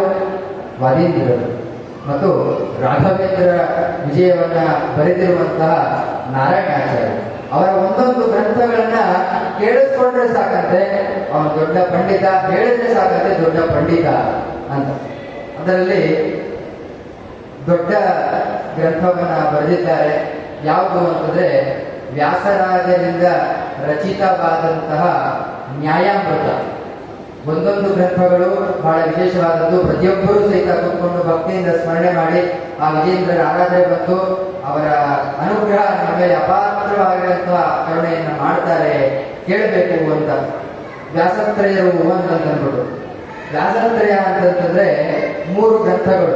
ಒಂದೊಂದು ಗ್ರಂಥಗಳಿಂದ ಒಬ್ಬೊಬ್ಬರು ಮಹಾನುಭಾವರು. ಯಾರು ಅಂತಂದ್ರೆ ನೋಡಿ, ಪರಿಮಳಾಚಾರ್ಯ ಅಂತ. ಪರಿಮಳಾಚಾರ್ಯ ಅಂತಂದ್ರೆ ಯಾರು ಅಂದ್ರೆ ಸಾಕ್ಷಾತ್ ಎದುರುಗಡೆ ಕೂತಿದ್ದಾರೆ ರಾಘವೇಂದ್ರ ಸ್ವಾಮಿಗಳು. ನ್ಯಾಯಸಭೆಗೆ ಬರೆದಿರುವಂತಹ ಟೀಕೆ, ಅದನ್ನ ಭಾವಬೋಧ ಮತ್ತೆ ಪರಿಮಳ ಗ್ರಂಥ ಅಂತ ಬರೆದಿದ್ದಾರೆ. ಅವರಿಗೆ ಪರಿಮಳಾಚಾರ್ಯ ಅಂತ. ಅದಕ್ಕೆ ಜ್ಞಾನಿಗಳು ಅವರ ಗ್ರಂಥಗಳಿಂದ ತಮ್ಮನ್ನ ಗುರುತಿಸ್ತಾರೆ. ನಾವೆಲ್ಲ ಒಬ್ಬೊಬ್ರು ಅವರ ಗುಣಗಳಿಂದ ಗುರುತಿಸೋದಾದ್ರೆ, ಜ್ಞಾನಿಗಳೆಲ್ಲ ಅವರ ಗ್ರಂಥಗಳಿಂದ ಗುರುತಿಸ್ಕೋತಾರೆ. ಹೇಗೆ ಅಂತಂದ್ರೆ, ರಾಯರು ಪರಿಮಳ ಗ್ರಂಥವನ್ನು ಬರೆದ್ರು, ಅವರಿಗೆ ಪರಿಮಳಾಚಾರ್ಯ ಅಂತ ಹೆಸರು ಬಂತು. ಮತ್ತು ಟೀಕಾಚಾರ್ಯರು ಯಾರು ಅಂತಂದ್ರೆ, ಚಿತ್ರೈ ಪದೈಶ್ಚ ಗಂಭೀರೈ ವಾಕ್ಯೈ ಮಾನಿ ಅಖಂಡಿತೈ ಗುರುಭಾವಂ ವಿಂಜಯಂತಿ ಭಾತಿಶ್ರೀ ಜಯತೀರ್ಥ ವಾಕ್ ಅಂತ ಹೇಳ್ತಾರೆ. ಸರಿನಾ? ಅವರ ಒಂದೊಂದು ವಾಕ್ಯಗಳು ಸಹಿತ ನ್ಯಾಯಸಭೆಯಲ್ಲಿ ಒಂದೊಂದು ವಾಕ್ಯಗಳು ಸಹಿತ ಗಂಭೀರವಾದದ್ದು. ಆ ಗಂಭೀರತೆಗೆ ಟೀಕೆಯನ್ನ ರಾಘವೇಂದ್ರ ಸ್ವಾಮಿಗಳು ಬರೀತಾರೆ ಅಂತಂದ್ರೆ ಎಂಥ ಮಹಾನುಭಾವರು. ಮತ್ತು ಚಂದ್ರಿಕಾಚಾರ್ಯರು, ಚಂದ್ರಿಕಾ ಎಂಬತಕ್ಕಂಥ ದೊಡ್ಡ ಮಹಾನ್ ಗ್ರಂಥ. ಸುಧಾ ಕೆಲವರಲ್ಲಿ ಮಠದಲ್ಲಿ ಸುಧಾ ಆದ್ಮೇಲೆ ಚಂದ್ರಿಕಾವನ್ನು ಓದ್ತಾರೆ, ಕೆಲವರು ಚಂದ್ರಿಕಾ ಆದ್ಮೇಲೆ ಸುಧಾವನ್ನು ಓದ್ತಾರೆ. ಅದರಿಂದ ಚಂದ್ರಿಕಾಚಾರ್ಯರು ಅಂತ. ಚಂದ್ರಿಕಾ ಗ್ರಂಥವನ್ನು ರಚನೆ ಮಾಡಿರೋರು ಯಾರಪ್ಪ ಅಂತಂದ್ರೆ ವ್ಯಾಸರಾಜರು. ಅವರವರ ಗ್ರಂಥಗಳಿಂದ ಅವರವರನ್ನು ಗುರುತಿಸಿಕೊಂಡಿದ್ದಾರೆ. ಮತ್ತು ಅವರ ಅಷ್ಟೋತ್ತರವನ್ನೇ ಮಾಡಬಹುದು ಅಂತ. ಇದೇ ರೀತಿಯಾಗಿ ನಾವು ಅವರ ಹೆಸರುಗಳನ್ನ ಹೋಗ್ತಾ ಅವರ ಗ್ರಂಥಗಳನ್ನು ಸ್ಮರಣೆ ಮಾಡಿಕೊಂಡ್ರೆ ಅವರ ಹೆಸರಲ್ಲಿ ಒಂದು ನಾವು ಅಷ್ಟೋತ್ತರವನ್ನೇ ಹೇಳಬಹುದು. ಅಷ್ಟು 104 ಗ್ರಂಥಗಳು ವಿಜೇಂದ್ರವನ್ನ ರಚಿಸಿದ್ದಾರೆ. ಅದರಿಂದ ರಚಿತವಾದ ಕೆಲವು ಗ್ರಂಥಗಳನ್ನು ನಾವು ಸ್ಮರಣೆಯನ್ನ ಇವತ್ತು ಮಾಡಿಕೊಳ್ಳೋಣ. ವ್ಯಾಸತೀರ್ಥರಿಂದ ಕೇವಲ ಪಾಠ ಮಾಡಿಲ್ಲ, ಅವರು ಚೆನ್ನಾಗಿ ಹೇಳ್ತಾರೆ. ಯಾವುದು ಅಂತಂದ್ರೆ ಅದರಲ್ಲಿ ನ್ಯಾಯಾಮೃತ. ಆ ನ್ಯಾಯಾಮೃತಕ್ಕೆ ಆಮೋದ ಗ್ರಂಥಗಳು ಅಂತ ಬರೀತಾರೆ. ಹೇಗೆ ಅಂತಂದ್ರೆ, ಒಂದೇ ಗ್ರಂಥದ ಮೇಲೆ 3 ಗ್ರಂಥಗಳನ್ನು ರಚನೆ ಮಾಡ್ತಾರೆ. ಹೇಗೆ ಅಂತಂದ್ರೆ, ನ್ಯಾಯಾಮೃತಕ್ಕೆ ನ್ಯಾಯಾಮೃತದ ಲಘ್ವಾಮೋದ ಕರ್ತೃವೇ ನಮಃ, ನ್ಯಾಯಾಮೃತ ಮಧ್ಯಮಾಮೋದ ಕರ್ತೃವೇ ನಮಃ, ನ್ಯಾಯಾಮೃತ ಉತ್ತಮಾಮೋದ ಕರ್ತವೇ ನಮಃ ಅಂತ. ಈ ರೀತಿಯಾಗಿ ನ್ಯಾಯಾಮೃತದ ಮೇಲೆ ಶ್ರೀ ವಿಜಯೇಂದ್ರ ಗುರುಸಾರ್ವಭೌಮರು ಟೀಕೆಯನ್ನ ಬರೀತಾರೆ. ಮತ್ತು ಚಂದ್ರಿಕಾ ಗ್ರಂಥಕ್ಕೆ ನ್ಯಾಯಮಾಲ ಅಂತ ವಿಶೇಷವಾಗಿ ಬರೀತಾರೆ. ಮತ್ತು ಇನ್ನ ಕಥಾಲಕ್ಷಣ ಮತ್ತು ತತ್ವಸಂಖ್ಯಾನ ಮತ್ತು ಪ್ರಮಾಣ ಲಕ್ಷಣ ಮತ್ತು ತತ್ವೋದ್ಯೋತ ಮತ್ತು ತತ್ವ ವಿನಿರ್ಣಯ ಮತ್ತು ಮತ್ತು ಆಚಾರ್ಯರ ಖಂಡನತ್ರಯ ಗ್ರಂಥ ಮತ್ತು ತತ್ವ ವಿವೇಕ ಮತ್ತು ದಶೋಪನಿಷದ ಭಾಷ್ಯದ ಟಿಪ್ಪಣಿ ಬರೀತಾರೆ ಮತ್ತು ನ್ಯಾಯ ವಿವರಣ ಅದರ ಟಿಪ್ಪಣಿ ಮತ್ತು ಅಣುಭಾಷ್ಯಕ್ಕೆ ಟಿಪ್ಪಣಿಯನ್ನು ಬರೀತಾರೆ. ತತ್ವ ಪ್ರಕಾಶಕ ಅದಕ್ಕೆ ಟಿಪ್ಪಣಿ ಬರೀತಾರೆ ಮತ್ತು ನ್ಯಾಯ ದೀಪಿಕ ಟಿಪ್ಪಣಿ ಬರೀತಾರೆ ಮತ್ತು ಪ್ರಮೇಯ ದೀಪಿಕ ಮತ್ತು ಉತ್ತಮವಾದ ಆಮೇಲೆ ಗೀತಾ ತಾತ್ಪರ್ಯಕ್ಕೆ ವ್ಯಾಖ್ಯಾನವನ್ನು ಮಾಡ್ತಾರೆ. ಮೂಲಗೀತೆಗೂ ಸಹಿತ ವ್ಯಾಖ್ಯಾನವನ್ನು ಮಾಡ್ತಾರೆ. ಮೂಲಗೀತೆ ಅಂತ ಪ್ರತಿಯೊಬ್ಬರಿಗೂ ಸಹಿತ ಹೊತ್ತು ಧರ್ಮಕ್ಷೇತ್ರ ಕುರುಕ್ಷೇತ್ರ ಸಂವೇದ ಯುತ್ಸವ ಮಾಮಕ ಪಾಂಡವಶ್ಚೈವ ಕಿಂ ಅಪೂರ್ವದ ಸಂಜಯ ಅಂತ ಇರುವಂತಹ ಶ್ಲೋಕ ಗೀತಾ ಮೂಲಗೀತ ಅಂತ ಕರೀತಾರೆ. ಆ ಮೂಲಗೀತೆಗೂ ಸಹಿತ ವಿಜೇಂದ್ರರು ಟೀಕೆಯನ್ನು ಮಾಡ್ತಾರೆ ಮತ್ತು ಎಲ್ಲವನ್ನೂ ತಿಳಿಸಬಹುದಾದಂತಹ ನ್ಯಾಯದೀಪಿಕ ಮತ್ತು ಮೀಮಾಂಸಾ ಗ್ರಂಥ ವಾಗ್ವೈಖರಿ ಅಂತಂದ್ರು. ವಾಗ್ವೈಖರಿ ಅಂತಂದ್ರೆ ಮಾತಿನಿಂದ ಬಂದಂತಹ ವೈಖರಿ. ಎಂತಹ ಒಂದು ಗ್ರಂಥ ಅಂತಂದ್ರೆ ಒಂದೊಂದು ಮಾತುಗಳು ಸಹಿತ ಭಗವಂತನಲ್ಲಿ ಕೊಂಡಾಡುವಂತಹ ಒಂದಿದು. ಮತ್ತು ಬ್ರಹ್ಮಸೂತ್ರ, ಅಧಿಕರಣಮಾಲ ಮತ್ತು ಅಧಿಕರಣ ರತ್ನಮಾಲ, ಬ್ರಹ್ಮಸೂತ್ರ, ನ್ಯಾಯ ಸಂಗ್ರಹ ಮತ್ತು ವೇದ ವಿದ್ಯಾವಿಲಾಸ ಅಂತ ಬರೀತಾರೆ. ವಿಶೇಷವಾದಂತಹ ಗ್ರಂಥ ಇದು. ಮತ್ತು ವೇದ ಚಿಂತಾಮಣಿ ಮತ್ತು ವೇದ ಆಗಮ ಸುಧಾಕರ ಮತ್ತು ವೇದ ಸಂಜೀವನಿ ಮತ್ತು ಸರ್ವ ಸಿದ್ಧಾಂತ ಸಾರಾಸಾರ ವಿವೇಚನ ಅಂತ ಬರೀತಾರೆ ಅನ್ನುವ ಗ್ರಂಥ. ಮತ್ತು ಅಂಗಾಮೂಲ ಮತ್ತು ವಿಚಾರ, ಪಶು ಮತ್ತು ಮೀಮಾಂಸ, ಚಕ್ರ ಮೀಮಾಂಸ ಬರುವ ಸಪ್ತಮುದ್ರಾಧಾರಣ ಅಂತ ತಂದ್ಬಿಟ್ಟು ಒಂದು ಗ್ರಂಥವನ್ನು ಬರೀತಾರೆ. ಲಿಂಗ ಮೂಲಾನ್ವೇಷಣ ಅಂತಂದ್ಬಿಟ್ಟು ಆಷಾಢ ಮಾಸದಲ್ಲಿ ಬರುವಂತಹ ಸಪ್ತಮುದ್ರಾಧಾರಣೆ ಪ್ರತಿಯೊಬ್ಬರೂ ಸಹಿತ ಮುದ್ರಾಧಾರಣೆಯನ್ನು ಮಾಡಿಸ್ಕೋತೀವಿ. ಇನ್ನೇನು ಬಂತು ಯಾವ ಆಷಾಢ ಮಾಸದಲ್ಲಿ ಪ್ರಥಮ ಏಕಾದಶಿ ಬರುತ್ತೆ, ಅದರಲ್ಲಿ ಪ್ರತಿಯೊಬ್ಬರೂ ಸಹಿತ ಸ್ವಾಮಿಗಳ ಕಡೆಯಿಂದ ಮುದ್ರಾಧಾರಣೆಯನ್ನು ಮಾಡ್ತಾರೆ. ಆ ಮುದ್ರಾಧಾರಣೆಯನ್ನ ನಾವು ಯಾವ ರೀತಿಯಾಗಿ ಮಾಡ್ಕೋಬೇಕು, ಚಕ್ರ ಅಂದ್ರೇನು, ಶಂಖ ಅಂದ್ರೇನು ಅಂತ ವಿಶೇಷವಾಗಿ ವಿಜೇಂದ್ರರು ಅದರ ಮೇಲೆ ಗ್ರಂಥವನ್ನ ಬರೆದಿದ್ದಾರೆ. ಮತ್ತು ವೇದದಲ್ಲಿ ಶ್ರುತಿಯುಕ್ತವಾದ ಕರ್ಮ ಉಲ್ಲೇಖವನ್ನು ಸಹಿತ ಮಾಡಿದ್ದಾರೆ, ವ್ಯಾಖ್ಯಾನ ಮಾಡಿರುವಂಥದ್ದು. ಮತ್ತು ದುರಿತ ಶಿವಖಂಡನ ಮತ್ತು ಪರತತ್ವ ಪ್ರಕಾಶಿಕ ಮತ್ತು ವೇದ ವಿದ್ಯಾವಿಲಾಸ ಮತ್ತು ಉಪಕ್ರಮ ಉಪಸಂಹಾರ ವಿಜಯ ಅಂತ. ಮತ್ತು ಅವರ ಸಮಕಾಲೀನರಾದವರು ಅವರು ಉಪಕ್ರಮದಿಂದ ಗ್ರಂಥವನ್ನು ಬರೆದಿರ್ತಾರೆ. ಅದಕ್ಕೆ ಅವರು ಸಮಕಾಲೀನರವರು ಒಂದು ಗ್ರಂಥವನ್ನು ಬರೀತಾರೆ. ಏನು ಅಂತಂದ್ರೆ ಉಪಕ್ರಮ ಅಂತ ಬರೀತಾರೆ. ಅದಕ್ಕೆ ವಿಜಯೇಂದ್ರರು ಉಪಕ್ರಮ ಸಂಹಾರ ಅಂತ ಬರೀತಾರೆ, ವಿಶೇಷವಾಗಿರುವಂಥದ್ದು. ಮತ್ತು ದಿವೈತ ರಜೋತ ಅಂತ ಅಂದ್ಬಿಟ್ಟು ಮತ್ತು ಅವರ ಗ್ರಂಥವನ್ನು ಉಲ್ಲೇಖ ಮಾಡುವಂತಹ ವಿಜಯೇಂದ್ರರು ಆ ಕ್ಷಣದಲ್ಲಿ ರಚನೆ ಮಾಡಿರುವಂಥದ್ದು. ಯಾವ ರೀತಿಯಾಗಿ ವಿಜಯೇಂದ್ರರ ಜೊತೆ ಯಾರು ವಾದಕ್ಕೆ ಬರುತ್ತಿದ್ರಲ್ಲ ಅವರೆಲ್ಲ ಗ್ರಂಥವನ್ನು ಇಟ್ಕೊಂಡು ಉಲ್ಲೇಖ ಮಾಡಿ ವಾದವನ್ನು ಮಾಡ್ತಾ ಇದ್ದಂತೆ. ಆದ್ರೆ ವಿಜೇಂದ್ರ ಹೆಂಗಪ್ಪ ಅಂತಂದ್ರೆ ಆ ಕ್ಷಣದಲ್ಲಿ ರಚನೆಯನ್ನ ಮಾಡಿ ವ್ಯಾಖ್ಯಾನವನ್ನು ರಚನೆ ಮಾಡಿ ವಾದವನ್ನು ಮಾಡುತ್ತಿರುವಂತಹ ಸಾಮರ್ಥ್ಯ ಯಾರಿದೆಯಪ್ಪ ಅಂತಂದ್ರೆ ವಿಜೇಂದ್ರಗಿದೆ. ಮತ್ತು ನರಸಿಂಹಾಕ್ಷಕ ತಾರತಮ್ಯ ಭೇದ ಇಟ್ಟುಕೊಂಡು ಎಂಬ ಗ್ರಂಥ. ತಾರತಮ್ಯ ಅಂತಂದ್ಬಿಟ್ಟು ಒಬ್ರು ಬರೆದಿರ್ತಾರೆ, ತಾರತಮ್ಯ ಭೇದ ಇಟ್ಟುಕೊಂಡು ವೇದ ಧಿಕ್ಕಾರ ಅಂತಂದ್ಬಿಟ್ಟೆ ಕೆಲವರು ಬರೀತಾರೆ. ಅದಕ್ಕೆ ವೇದ ವಿದ್ಯಾವಿಲಾಸ ಎನ್ನುವಂತಕ್ಕಂಥದ್ದು ಗ್ರಂಥ ವಿಜೇಂದ್ರರು ಬರೀತಾರೆ. ಮತ್ತು ಅಪ್ಪಯ್ಯ ದೀಕ್ಷಿತರು ಅವರ ಸಮಕಾಲೀನರಾದವರು, ಬಹಳ ವಿಶೇಷ ತಜ್ಞರು. ಅವರಿಂದ ರಚಿತವಾದಂತಹ ಶಿವಕರ್ಣಾಮೃತ ಮತ್ತು ಶಿವತತ್ವ ದೀಪಿಕಾ ಅಂತ ಬರೀತಾರೆ. ಯಾರು? ಅಪ್ಪಯ್ಯ ದೀಕ್ಷಿತರು. ಅದಕ್ಕೆ ಸಮಕಾಲೀನರಾಗಿ ವಿಜೇಂದ್ರರು ಸಹಿತ ಗ್ರಂಥವನ್ನು ಬರೀತಾರೆ. ಪರತತ್ವ ಪ್ರಕಾಶಿಕ ಎನ್ನುವ ಗ್ರಂಥ. ಮತ್ತು ವಿಜೇಂದ್ರರು ತಾತ್ಪರ್ಯ ಚಂದ್ರಿಕಾ ಅಂತಂದ್ಬಿಟ್ಟು ಅದಕ್ಕೆ ಅವ್ರು ಬರೀತಾರೆ. ಏನು ಅಂತಂದ್ರೆ ತಾತ್ಪರ್ಯ ಚಂದ್ರಿಕಾ ಕುಚೋದ್ಯ ಕುಟಾರ ಎಂಬತಕ್ಕಂಥ ಗ್ರಂಥವನ್ನು ಬರೀತಾರೆ. ಅದಕ್ಕೆ ಗ್ರಂಥವನ್ನು ಬರೀತಾರೆ. ಕಂಠಗೋದ್ವಾರ ಅಂತಂದ್ಬಿಟ್ಟು ವಿಜೇಂದ್ರರು ಬರೀತಾರೆ. ಮತ್ತು ಮುಖಭೂಷಣ ಮತ್ತು ಶೈವ ಸರ್ವಸ್ವ ಖಂಡನ ಮತ್ತು ಭಟ್ಟೋಜಿ ಪುಟ್ಟಣಂ ಅಂತ ಬರೀತಾರೆ. ನೋಡಿ, ಒಂದೊಂದು ಗ್ರಂಥಗಳಲ್ಲಿ ಸಹಿತ ಅವರ ಭಗವಂತನ ಗುಣಗಳನ್ನು ತೋರಿಸ್ಕೊಡುತ್ತೆ. ಅದರ ಹೆಸರು ಕೇಳಿದ್ರೆ ಮಹಾನ್ ದೊಡ್ಡ ಪುಣ್ಯ. ಅದನ್ನು ಸಹಿತ ಹೇಳ್ತಾ ಇದ್ದೀನಿ. ಪ್ರಣವ ದರ್ಪಣ ಖಂಡನಂ ಅಂತ ಹೇಳ್ತಾರೆ.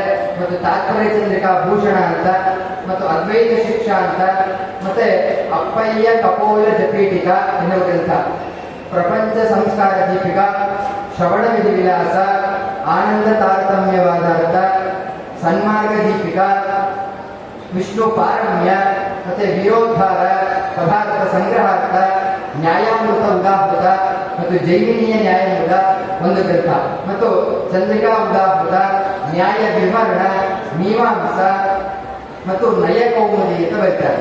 ನ್ಯಾಯ ಚಂಪಕ ಮತ್ತು ನ್ಯಾಯ ಮಾಲಿಕಾ ಮಾಲ ಅಂತ ಬರೀತಾರೆ, ನ್ಯಾಯ ಮಂಜರಿ ಅಂತ ಬರೀತಾರೆ, ಮತ್ತು ಶ್ರುತಿ ತಾತ್ಪರ್ಯ ಕೌಮುದಿ ಅಂತ ಬರೀತಾರೆ, ಶ್ರುತ್ಯರ್ಥ ವಿಚಾರ ಅಂತ ಬರೀತಾರೆ, ನ್ಯಾಯಾಮೃತ ಮಾಲ ಅಂತ ಬರೀತಾರೆ. ಇಷ್ಟು ವಿಶೇಷವಾಗಿ ವಿಜಯೇಂದ್ರರು ಗ್ರಂಥಗಳನ್ನು ನಮಗೆ ಅಪಾರವಾದಂತಹ ಕೊಡುಗೆಗಳನ್ನು ಕೊಟ್ಟಿದ್ದಾರೆ. ಮತ್ತು ಅವರಿಂದ ನಾಟಕಗಳು ಒಳ್ಳೆ ಚೆನ್ನಾಗಿ ನಾಟಕಗಳೆಲ್ಲ ಬರೀತಾರೆ. ಆದರೆ ವಿಜಯೇಂದ್ರ ವಿಶೇಷವಾಗಿ ಬರೆದಿದ್ದಾರೆ.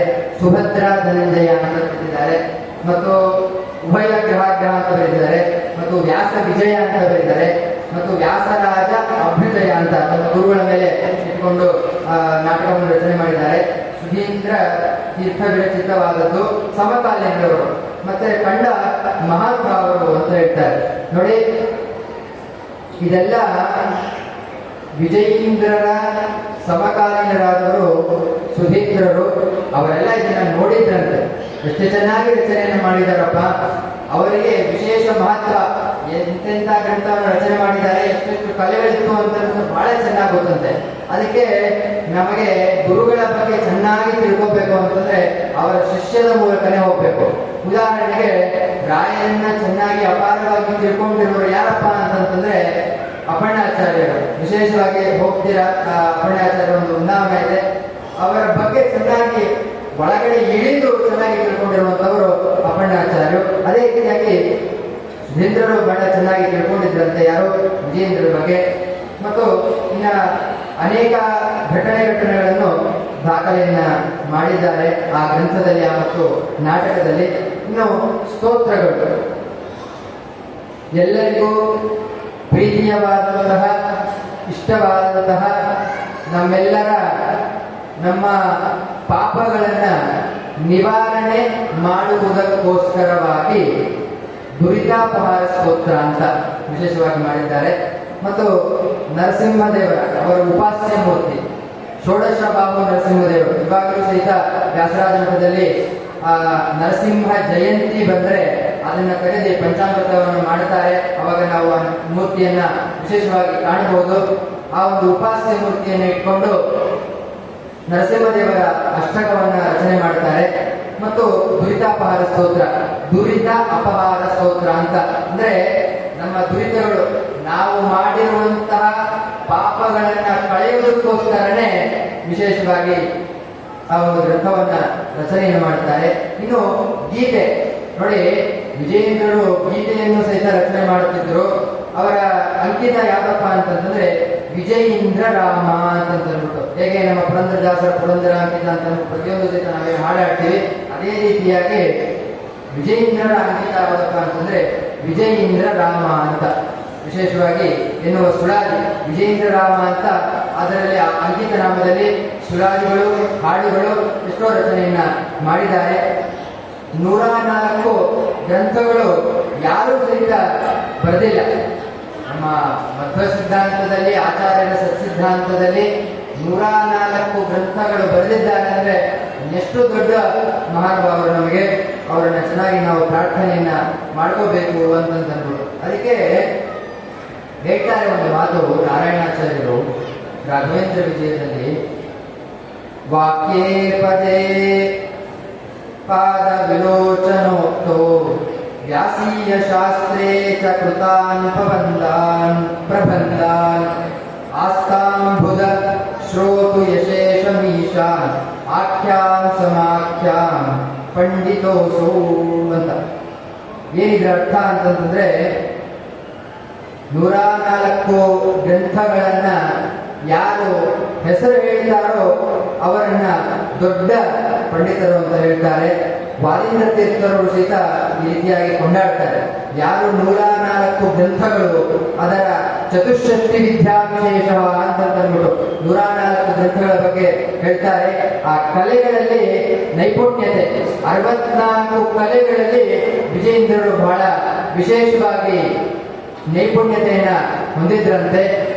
5 ಉದ್ಬೋಧಕಗಳಾಗಿ, ಹೇಗೆ ಅಂತಂದ್ರೆ 5 ಉದ್ಬೋಧಕಗಳು. ಅದಕ್ಕೆ ದಾಸರಾಯರು ಹೇಳ್ತಾರೆ, ಜಯ ಜಯತು ಮೋಹೋಲ್ಕ, ಜಯ ಜಯತು ವೀರೋಲ್ಕ, ಜಯ ಜಯತು ದಿಲ್ಕ ಸಹಸ್ರೋಲ್ಕ, ಜಯ ಜಯತು ದಿಲ್ಕ ಸಹಸ್ರೋಲ್ಕ, ಜಯ ಜಯ ಜಯ ಜಯ ಜಗನ್ನಾಥ ವಿಠಲಾರ್ಯ, ಜಯ ಜಯ ಜಗನ್ನಾಥ ವಿಠಲಾರ್ಯ. 5 ಮೋಹಲ್ಕಗಳು. ಈ 5 ಮೋಹಲ್ಕಗಳಂತೆ ವಿಜಯೇಂದ್ರರು 64 ವಿದ್ಯೆಗಳನ್ನ ತೋರಿಸಿದ್ದಾರೆ. ನಮ್ಮ ಮಧ್ವ ಸಿದ್ಧಾಂತದಲ್ಲಿ 64 ಕಲೆಗಳನ್ನ ತೋರಿಸುವಂತವರಂದ್ರೆ ವಿಜಯೇಂದ್ರ ಗುರುಸಾರು ಒಬ್ಬರು ಮಾತ್ರ. ಯಾಕೆಂದ್ರೆ ಇದರಷ್ಟು ಕಲೆಗಳು ಯಾರು ಸಿದ್ಧ ತೋರಿಸಲಿಲ್ಲ. ಯಾಕೆಂದ್ರೆ ವಾಯುದೇವರು 23 ಲಕ್ಷಣೋಪೇತ ಅಂತಂದ್ಬಿಟ್ಟು 34 ಗುಣಗಳನ್ನ ಹೊಂದಿರುವರು. ಅವರನ್ನ ಬಿಟ್ಟರೆ ನೆಕ್ಸ್ಟ್ ವಿಜಯೇಂದ್ರರೇ ಬರ್ತಾರೆ. ಅಷ್ಟು 64 ವಿದ್ಯೆಗಳನ್ನ ಪ್ರದರ್ಶನೆಯನ್ನ ಮಾಡಿದ್ದಾರೆ. ವಾಯುದೇವರಿಗಿಂತ ಜಾಸ್ತಿ ಯಾಕೆ ಮಾಡಿದ್ರು ಅಂತಂದ್ರೆ ಒಂದು ಚಿಕ್ಕ ಸನ್ನಿವೇಶ. ಒಂದು ಸರಿ ತತ್ವಾಭಿಮಾನಿ ದೇವತೆಗಳೆಲ್ಲ ಅಂತ ಏನಂತ ನೋಡ್ರಿ, ನಾವೆಲ್ಲ ಬಿಟ್ಟೋದ್ರೆ ಜೀವ ಇರೋದೇ ಇಲ್ಲ ಅಂತಂದು. ಅದಕ್ಕೆ ಒಂದ್ಸಲಿ ಕಣ್ಣು ಹೋಗುತ್ತೆ. ಅವರೆಲ್ಲ ವಾಯುದೇವರ ಹತ್ರ ಬರ್ತಾರಂತೆ. ವಾಯುದೇವರ ಹತ್ರ ಬಂದಾಗ ಅಂತಾರೆ, ಯಾರು ವಾಯುದೇವರು, ಆಯ್ತು ಸರಿ ಎಲ್ಲರಿಗೂ ಸಹಿತ ಅಹಂಕಾರ ಬಂದಿರುತ್ತೆ, ನಾವು ಬಿಟ್ಟರೆ ಯಾರೂ ಸಹಿತ ಇರಲ್ಲ ಅಂತಂದ್ರು. ಅದಕ್ಕೆ ವಾಯುದೇವರು ಹೇಳ್ತಾರೆ, ಒಬ್ಬ ಜೀವ ನಿಂತಿರ್ತಾನೆ, ಆ ಜೀವನ ನಿಂತ್ಕೊಂಡು ಒಂದು ಕಣ್ಣು ಹೋಗುತ್ತೆ, ಒಂದು ಕಿವಿ ಹೋಗುತ್ತೆ, ಒಂದು ಕಾಲು ಹೋಗುತ್ತೆ, ಒಂದು ಕೈ ಹೋಗುತ್ತೆ, ಆದರೆ ಬಾಡಿ ಮಾತ್ರ ನಿಂತಿರುತ್ತೆ. ಹೇಗೆ ಅಂತಂತಂದ್ರೆ ವಾಯುದೇವರು ಅದ್ರ ಒಳಗಡೆ ಇರ್ತಾರೆ. ನಾವು ಇವತ್ತು ಉಸಿರಾಡಬೇಕಾದ್ರೆ ಅವರೇ ಕಾರಣ. ಅದಕ್ಕೋಸ್ಕರ ನಾವು ಹರಿ ಸರ್ವೋತ್ತಮ, ವಾಯು ಜೀವೋತ್ತಮ ಅಂತ ಹೇಳ್ತೀವಿ. ವಿಶೇಷವಾಗಿ ಒಂದು ವರ್ಣನೆಯನ್ನು ಮಾಡಿದ್ದಾರೆ. ವಾಯು ಭೀಮೋ ಭೀಮನಾದು ಮಹೂಜಾವ ಸರ್ವೇಷಾಂ ಚ ಪ್ರಾಣಿನಾಂ ಪ್ರಾಣಭೂತಃ ಅನಾವೃತ್ತಿರ್ ದೇಹಿನಾಂ ದೇಹಪಾತೆ ತಸ್ಮಾತ್ ವಾಯು ದೇವದೇವೋ ವಿಶಿಷ್ಟ ಅಂತಂದ್ಬಿಟ್ಟು ಅವರಲ್ಲಿ ಪ್ರಾಣ ನಮ್ಮ ಒಳಗಡೆ ಹೃದಯದಲ್ಲಿ ನಿಂತು ಅವರ ಉಸಿರಾಟವನ್ನ ಮಾಡ್ತಾ ಇದ್ದಾರೆ ಅಂತಂದ್ರೆ ವಾಯುದೇವರು ಇಲ್ಲ ಅಂತಂದ್ರೆ ನಾವು ಡೆಡ್ ಅಂತಾನೆ ಲೆಕ್ಕ. ವಾಯುದೇವರು ಇರಬೇಕು. ಅದಕ್ಕೆ ಆ ತತ್ವಾಭಿಮಾನಿ ದೇವತೆಗಳೆಲ್ಲ ಶರಣರಾಗ್ತಾರಂತೆ. ಅದೇ ರೀತಿಯಾಗಿ ವಿಶೇಷವಾಗಿ 64 ಕಲೆಗಳನ್ನ ಒಂದೊಂದು ಕಲೆಗಳಲ್ಲಿಯೂ ಸಹಿತ ಆ ಭಗವಂತನನ್ನ ಕೊಂಡಾಡಿ ಎಲ್ಲರಿಗೂ ಸಹಿತ ಅದೇ ಹೇಳೋದು. ಆ ಮೂಲ ಗೋಪಾಲ ಕೃಷ್ಣನ ಅನುಗ್ರಹ ಮತ್ತು ರಾಯರ ಅವರ ಗುರುಗಳಾದ ವ್ಯಾಸರಾಜರ ಅನುಗ್ರಹ, ಅದಕ್ಕೋಸ್ಕರ ನಾನು ಈ 64 ವಿದ್ಯೆಗಳನ್ನ ಪ್ರದರ್ಶನೆಯನ್ನು ಮಾಡ್ತಿದ್ದೀನಿ ಅಂತ ಅಂದ್ಬಿಟ್ಟು ಅವರ ಗ್ರಂಥದಲ್ಲಿ ನಮಗೆ ಹೇಳ್ತಾರೆ. ಅವರ ಒಂದು ಕಲೆಗಳು ಒಂದಿಷ್ಟು ಹೇಳ್ತೀನಿ. ಯಾವ್ದಪ್ಪ ಅಂತಂದ್ರೆ ಆಲೇಖ್ಯ ಅಂತ. ಆಲೇಖ್ಯ ಅಂತಂದ್ರೆ ಚಿತ್ರವನ್ನು ಬಿಡಿಸೋದು. ಅವರಿಗೆ ಚೆನ್ನಾಗಿ ಡ್ರಾಯಿಂಗ್ ಮಾಡಕ್ ಬರ್ತಿರ್ತಂತೆ. ಯಾರಿಗೆ? ವಿಜಯೇಂದ್ರರಿಗೆ. ಎಂತ ಒಂದು ಫೋಟೋ ತಂದು ಕೊಟ್ಟರೆ ಇದರಂಗೆ ಬಿಡಿಸಿ ಅಂತಂದ್ರೆ ಚೆನ್ನಾಗಿ ಬಿಡಿಸ್ತಾ ಇದ್ದಂತೆ. ಮತ್ತು ವಿಶೇಷತ ಬೇಧನ ಅಂತಂದ್ರು ಸುಂದರವಾಗಿ ತಿಲವನ್ನು ರಚನೆ ಮಾಡೋದು ಅಂತ. ಕುಸುಮ ಬಲಿ ವಿಕಾರ ಎನ್ನುವಂತಕ್ಕಂಥ ಒಂದು ಕಲೆ. ಮತ್ತು ದಶನ ವಸನಾಂಗ ರಾಗ ಅಂತಂದ್ಬಿಟ್ಟು ಅರ್ಥ ಏನು ಅಂತಂದ್ರೆ ದಂತ ಮತ್ತು ವಸ್ತ್ರಗಳ ಅಲಂಕಾರ. ಈ ದಂತ ಮತ್ತು ವಸ್ತ್ರಗಳ ಯಾವ ರೀತಿಯಾಗಿ ಅಲಂಕಾರವನ್ನು ನಾವು ಮಾಡ್ಕೋಬೇಕು ಅಂತಂದ್ಬಿಟ್ಟು, ಹೇಗೆ ಟಿಪ್ಟಾಪ್ ಆಗಿ ನಾವು ಯಾವ್ದಾದ್ರು ಒಂದು ಮದುವೆ ಮುಂಚಿಗಳಲ್ಲಿ ಬಂದಾಗ ಪಾರ್ಲರ್ ಒಂದು ಮಾಡ್ತೀವಿ. ಆದ್ರೆ ನೋಡಿ, ಆ ಕಾಲದಲ್ಲಿ ವಿಜಯೇಂದ್ರರಿಗೆ ಆ ಒಂದು ಕಲೆ ಗೊತ್ತಿತ್ತಂತೆ, ಯಾವ ರೀತಿಯಾಗಿ ಅಲಂಕಾರ, ವಸ್ತ್ರಗಳ ಅಲಂಕಾರವನ್ನ ಮಾಡಬೇಕು ಅಂತಂದ್ಬಿಟ್ಟು. ಇನ್ನು ಮಣಿಭೂಮಿಯ ಕರ್ಮ ಅಂತಂದ್ಬಿಟ್ಟು ರತ್ನಗಳನ್ನ ಯಾವ್ಯಾವ ರೀತಿಯಾಗಿ ಅಲಂಕರಿಸೋದು ಅಂತಂದ್ಬಿಟ್ಟು ಗೊತ್ತಿತ್ತಂತೆ. ಮತ್ತು ಇನ್ನ ಶಯನ ರಚನಾ ಅಂತಂದ್ಬಿಟ್ಟು ಹಾಸಿಗೆಯನ್ನ ನಾವು ಮಲಿಕೊಳ್ಳುವ ಹಾಸಿಗೆಯನ್ನು ಯಾವ ರೀತಿಯಾಗಿ ಅಲಂಕಾರವನ್ನು ಮಾಡಬೇಕು ಅದನ್ನ ಗೊತ್ತಿತ್ತಂತೆ. ಮತ್ತು ಉದಕ ವಾದ್ಯ ಅಂತಂದ್ಬಿಟ್ಟು ಮತ್ತು ಜಲತರಂಗ. ಜಲತರಂಗ ಅಂದ್ರೆ ಏನು ಅಂತಂದ್ರೆ ಇವಾಗ ಕೆಲವರು ಚಿಕ್ಕವರೆಲ್ಲ ನದಿಗೆ ಹೋಗ್ತಾರೆ. ನದಿಗೆ ಹೋದಾಗ ಕಲ್ಲನ್ನ ಎಸಿತಾರೆ. ಕಲ್ಲನ್ನ ಎಸಿದಾಗ ಆ ತರಂಗಗಳು ಬರುತ್ತೆ, ಸರಿನಾ? ಆ ತರಂಗಗಳು ಯಾವ ರೀತಿಯಾಗಿ ಏನ್ ಹಾಕಿದ್ರೆ ವಿಶೇಷವಾಗಿ ತರಂಗಗಳು ಬರುತ್ತೆ ಅಂತಂದ್ಬಿಟ್ಟು ಅವರಿಗೆ ಗೊತ್ತಿರ್ತದೆ. ಅದಕ್ಕೆ ಜಲಧಾರಣ ಕುರಿಯ ಅಂತ ಹೇಳ್ತಾರೆ ಶಾಸ್ತ್ರದಲ್ಲಿ.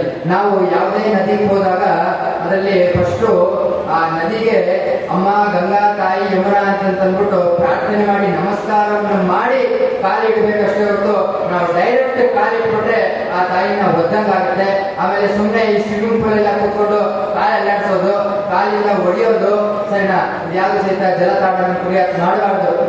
ಅಮ್ಮ ತಾಯಿ ಅಂತಂದ್ಬಿಟ್ಟು ತಾಯಿಯನ್ನು ಸ್ಮರಣೆ ಮಾಡಿ ಗಂಗಾವನ್ನು ಸ್ಮರಣೆ ಮಾಡಿ ನಾವು ಸ್ನಾನ ಮಾಡ್ಬೇಕಷ್ಟೇ ಹೊರತು ಆ ರೀತಿಯ ಹುಚ್ಚುಚ್ಚಾಗಿ ಏನೋ ಮಾಡ್ಲಿಕ್ಕೆ ಹೋಗ್ಬಾರ್ದು.